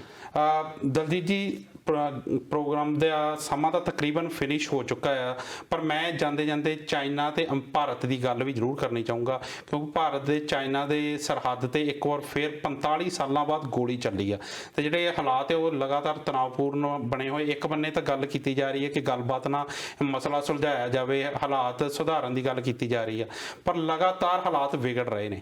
ਕਿੱਦਾਂ, ਕੀ ਕਹਿਣਾ ਚਾਹੋਗੇ? ਇਹ ਇਸ ਕਰਕੇ ਵੀ ਹੈਗਾ ਕਿ ਖਾਸ ਤੌਰ ਤੇ ਜਦੋਂ ਇਹ ਗੱਲਾਂ ਰੱਖਿਆ ਮੰਤਰੀ, ਤੁਸੀਂ ਦੇਖਿਆ ਹੋਣਾ ਕਿ ਰਾਜਨਾਥ ਸਿੰਘ ਉਹਨਾਂ ਨੇ ਮੁਲਾਕਾਤ ਕੀਤੀ ਆ ਚੀਨ ਦੇ ਰੱਖਿਆ ਮੰਤਰੀ ਦੇ ਨਾਲ, ਉਦੋਂ ਲੱਗਦਾ ਸੀ ਕਿ ਕੁਛ ਝੁਕਣ ਦੀ ਕੋਸ਼ਿਸ਼ ਕਰ ਰਿਹਾ, ਪਰ ਉਸ ਤੋਂ ਬਾਅਦ ਫਿਰ ਉਹਨਾਂ ਨੇ ਬਿਆਨ ਦੇ ਦਿੱਤਾ ਕਿ ਅਸੀਂ 1 ਇੰਚ ਨਹੀਂ ਜ਼ਮੀਨ ਛੱਡਾਂਗੇ ਜੀ। ਹੁਣ ਇੰਡੀਆ ਆ ਪਹਿਲਾਂ ਹੀ ਬਹੁਤ ਜ਼ਮੀਨ ਛੱਡ ਚੁੱਕਾ, ਕੋਈ 40,000 12 ਕਿਲੋਮੀਟਰ ਦੇ ਕਰੀਬ ਜਿਹੜਾ ਜ਼ਮੀਨ ਆ ਵੈਸੇ ਉਧਰ ਨੂੰ ਜਾ ਚੁੱਕੀ ਆ ਜੀ। ਹੁਣ ਇਹਨਾਂ ਨੂੰ ਇਹ ਹੈਗਾ ਕਿ ਚਾਈਨਾ ਕੁਝ ਕਚੋਟੀਆਂ ਦੇ ਉੱਤੇ ਇੰਡੀਆ ਨੇ ਕਬਜ਼ਾ ਕੀਤਾ ਹੋਇਆ ਹੈ ਪਿਛਲੇ 2 ਹਫ਼ਤਿਆਂ ਤੋਂ, ਜਿਹੜੀ ਕਿ ਪਹਿਲਾਂ ਚਾਈਨਾ ਦੀ ਫੌਜ ਉੱਥੇ ਦਾਅਵਾ ਕਰਦੀ ਸੀ ਜੀ। ਹੁਣ ਉਹ ਜਿਹੜੇ ਫੌਜੀ ਆ ਉੱਥੇ ਤੱਕ ਆਏ ਸੀ ਚਾਈਨਾ ਦੇ, ਤੇ ਉਹ ਆਏ ਇਸੇ ਤਰ੍ਹਾਂ ਸੀਗੇ ਜਿੱਦਾਂ ਗਲਵਾਨ ਘਾਟੀ ਦੇ ਵਿੱਚ ਤੁਹਾਨੂੰ ਯਾਦ ਹੋਣਾ ਆ 14-15 ਜੂਨ ਦੀ ਰਾਤ ਨੂੰ 20 ਫੌਜੀ ਜਿਹੜੇ ਸ਼ਹੀਦ ਹੋਏ ਸੀ ਇੰਡੀਆ ਦੇ। ਬਿਲਕੁਲ ਉਸੇ ਤਰੀਕੇ ਦੇ ਨਾਲ ਇਹ ਫੌਜੀ ਕਹਿ ਰਹੇ ਆ ਕਿ ਉਸ ਤਰੀਕੇ ਦੇ ਨਾਲ ਹੀ ਉਹ ਆਪਣੇ ਜਿਹੜੇ ਰਵਾਇਤੀ ਹਥਿਆਰ ਆ ਜੀ, ਬਾਰਸ਼ੇ ਵਗੈਰਾ, ਉਹਨਾਂ ਦੇ ਨਾਲ ਆਏ ਸੀ ਜੀ। ਤੇ ਇਹਨਾਂ ਨੇ ਉਹਨਾਂ ਨੂੰ ਖਦੇੜਨ ਦੇ ਲਈ ਜਾਨੀ ਵਾਰਨਿੰਗ ਸਾਈਨ ਕੀਤੇ ਆ, ਸਮਾਨ ਵੱਲ ਨੂੰ ਗੋਲੀ ਚਲਾਈ ਆ ਜੀ। ਤੇ ਉਹ ਤੋਂ ਬਾਅਦ ਚਾਈਨਾ ਨੇ ਕਿਹਾ ਵੀ ਇਹ ਅਗਰੈਸਿਵ ਦਿਖਾਇਆ ਇਹਨਾਂ ਨੇ, ਇਹ ਚੰਗੀ ਨਹੀਂ ਗੱਲ, ਪਰ ਇਹ ਗੱਲ ਬਹੁਤ ਜ਼ਿਆਦਾ ਵੱਧ ਚੁੱਕੀ ਆ। ਤੇ ਇਸ ਵੇਲੇ ਇਹ ਕਿਹਾ ਜਾ ਰਿਹਾ ਕਿ ਕੋਈ 50,000 ਦੇ ਕਰੀਬ ਦੋਨਾਂ ਪਾਸੇ ਤੋਂ ਫੌਜੀ ਜਿਹੜੇ ਆ ਸਰਹੱਦ ਦੇ ਉੱਤੇ ਲੱਗ ਚੁੱਕੇ ਆ, ਟੈਂਕ ਉੱਥੇ ਜਾ ਚੁੱਕੇ ਆ ਤੇ ਈਵਨ ਕਿ ਜਿਹੜੇ ਲੜਾਕੂ ਜਹਾਜ਼ ਆ ਉਹ ਵੀ ਆਪਣੇ ਜਿਹੜੇ ਉੱਥੇ ਘੁੰਮਣ ਲੱਗ ਗਏ ਆ। ਇਸ ਕਰਕੇ ਕਾਫੀ ਨਾਜ਼ੁਕ ਜਿਹੜੀ ਸਥਿਤੀ ਆ ਉਹ ਬਣੀ ਹੋਈ ਆ, ਖਾਸ ਤੌਰ ਤੇ ਜਿਸ ਤਰੀਕੇ ਦੇ ਨਾਲ ਚਾਈਨਾ ਦਿਖਾ ਰਿਹਾ ਆ ਹੋਰ ਦੇਸ਼ਾਂ ਦੇ ਨਾਲ, ਜਿੱਦਾਂ ਕਿਉਂਕਿ ਚਾਈਨਾ ਸ਼ੁਰੂ ਤੋਂ ਚਾਈਨਾ ਬਾਰੇ ਗੱਲਬਾਤ ਹੁੰਦੀ ਆਈ ਆ ਕਿ ਜਿਹੜਾ ਚਾਈਨਾ ਬਹੁਤ LAC ਦੀ ਜਿਹੜੀ ਉਲੰਘਣਾ ਕਰਦਾ, ਪਰ ਹੁਣ ਚਾਈਨਾ ਜਿਹੜਾ ਉਹ ਭਾਰਤ ਤੇ ਇਲਜ਼ਾਮ ਲਾ ਰਿਹਾ ਕਿ ਭਾਰਤ ਇਹ ਸਾਰਾ ਕੁਝ ਕਰ ਰਿਹਾ। ਬਿਲਕੁਲ, ਉਹ ਇਸ ਕਰਕੇ ਹੁੰਦਾ ਕਿ ਤੁਸੀਂ ਵਰਲਡ ਨੂੰ ਕੀ ਦਿਖਾਉਣਾ ਹੈ ਜੀ। ਇਸ ਵੇਲੇ ਵੀ ਇਹ ਆ ਕਿ ਚਾਈਨਾ ਨੂੰ ਵੀ ਹੈਗਾ ਕਿ ਇੰਡੀਆ ਇਕੱਲੇ ਤੌਰ ਦੇ ਉੱਤੇ ਏਡਾ ਪੰਗਾ ਨਹੀਂ ਲੈ ਸਕਦਾ ਜਿਸ ਤਰੀਕੇ ਦੇ ਨਾਲ ਚਾਈਨਾ ਦੀ ਤਾਕਤ ਹੈਗੀ ਆ ਜੀ। ਹੁਣ ਉਹਨੂੰ ਇਹ ਆ ਕਿ ਪਹਿਲਾਂ ਇੰਨਾ ਜ਼ਿਆਦਾ ਬਦਨਾਮ ਕਰ ਦੋ ਕਿ ਸਾਡਾ ਨਹੀਂ ਕੁਛ, ਇੰਡੀਆ ਜ਼ਿਆਦਾ ਕਰ ਰਿਹਾ, ਤਾਂ ਕਿ ਜਿਹੜੀ ਇੰਟਰਨੈਸ਼ਨਲ ਸਪੋਰਟ ਆ ਉਹਨੂੰ ਨਾ ਮਿਲੇ ਜੀ। ਪਰ ਇਹ ਲੱਗਦਾ ਹੈ ਕਿ ਇੰਡੀਆ ਨੂੰ ਕਿਸੇ ਪਾਸਿਓਂ ਲੱਗਦਾ, ਖਾਸ ਤੌਰ ਤੇ ਜਿਸ ਤਰੀਕੇ ਦੇ ਨਾਲ ਸ਼ੰਘਾਈ ਉੱਥੇ ਮੀਟਿੰਗਸ ਹੋ ਰਹੀਆਂ ਆ, ਹੋਰ ਦੇਸ਼ਾਂ ਦੇ ਵਿੱਚ ਵੀ ਜਾ ਰਹੇ ਆ, ਰਾਜਨਾਥ ਸਿੰਘ ਹੁਣੀ ਈਰਾਨ ਦੇ ਵਿੱਚ ਗਏ ਆ ਜੀ। ਉਹ ਇਸੇ ਕਰਕੇ ਗੱਲਾਂ ਪਤਾ ਚੱਲ ਰਹੀਆਂ ਆ ਕਿ ਕਿਹੜੇ ਖੇਮੇ ਦੇ ਵਿੱਚ, ਕਿਉਂਕਿ ਹੁਣ ਖੇਮੇ ਬਣ ਚੁੱਕੇ ਆ ਜੀ। ਹੁਣ ਉਹ ਖੇਮੇ ਦੇ ਜਿਹੜੇ ਲੋਕ ਆ ਕੀ ਸਾਡੀ ਹੈਲਪ ਦੇ ਲਈ ਆਉਣਗੇ?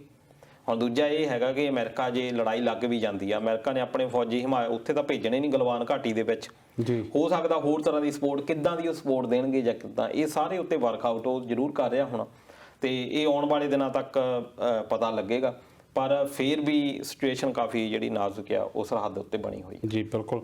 ਸੋ ਦਲਜੀਤ ਜੀ, ਸਮਾਂ ਆਪਣਾ ਤਕਰੀਬਨ ਜ਼ਿਆਦਾ ਹੋ ਚੁੱਕਾ, ਉਹਦੇ ਲਈ ਵੀ ਦੋਸਤਾਂ ਤੋਂ ਮਾਫੀ ਮੰਗਾਂਗੇ ਅਸੀਂ। ਸੋ ਤੁਸੀਂ ਆਏ, ਜਾਣਕਾਰੀਆਂ ਸਾਡੇ ਨਾਲ ਸਾਂਝੀ ਕੀਤੀਆਂ, ਉਹਦੇ ਲਈ ਬਹੁਤ ਬਹੁਤ ਧੰਨਵਾਦ।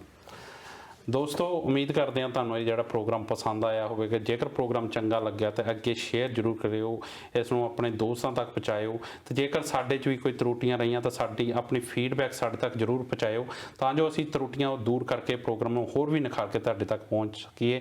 ਤੇ ਇਹ ਪ੍ਰੋਗਰਾਮ ਨਾਲ ਹਮੇਸ਼ਾ ਜੁੜਿਆ ਕਰੋ। ਇਹ ਪ੍ਰੋਗਰਾਮ ਹਰ ਬੁੱਧਵਾਰ, ਹਰ ਐਤਵਾਰ ਸ਼ਾਮਾਂ ਨੂੰ 7 ਵਜੇ ਬਿਲਕੁਲ ਲਾਈਵ ਕੀਤਾ ਜਾਂਦਾ। ਇਹਦੇ ਵਿੱਚ ਤੁਸੀਂ ਸਵਾਲ ਆਪਣੀਆਂ ਟਿੱਪਣੀਆਂ ਕਰ ਸਕਦੇ ਹੋ। ਸੋ ਜਿੰਨੇ ਵੀ ਦੋਸਤਾਂ ਨੇ ਟਿੱਪਣੀਆਂ ਕੀਤੀਆਂ ਉਹਨਾਂ ਦਾ ਬਹੁਤ ਬਹੁਤ ਧੰਨਵਾਦ। ਜੇਕਰ ਕੋਈ ਟਿੱਪਣੀ ਰਹਿ ਗਈ ਹੋਵੇ ਤਾਂ ਉਹਦੇ ਲਈ ਵੀ ਹੱਥ ਜੋੜ ਕੇ ਮਾਫੀ। ਤੁਸੀਂ ਜੁੜੇ ਰਹੋ ਇੰਡੋਜ਼ TV ਆਸਟ੍ਰੇਲੀਆ ਨਾਲ। ਹੁੰਦੇ ਹੋ ਇਜਾਜ਼ਤ, ਮਿਲਦੇ ਹਾਂ ਅਗਲੇ ਹਫਤੇ। ਤਦ ਤੱਕ ਲਈ ਪਿਆਰ ਭਰੀ ਸਤਿ ਸ਼੍ਰੀ ਅਕਾਲ।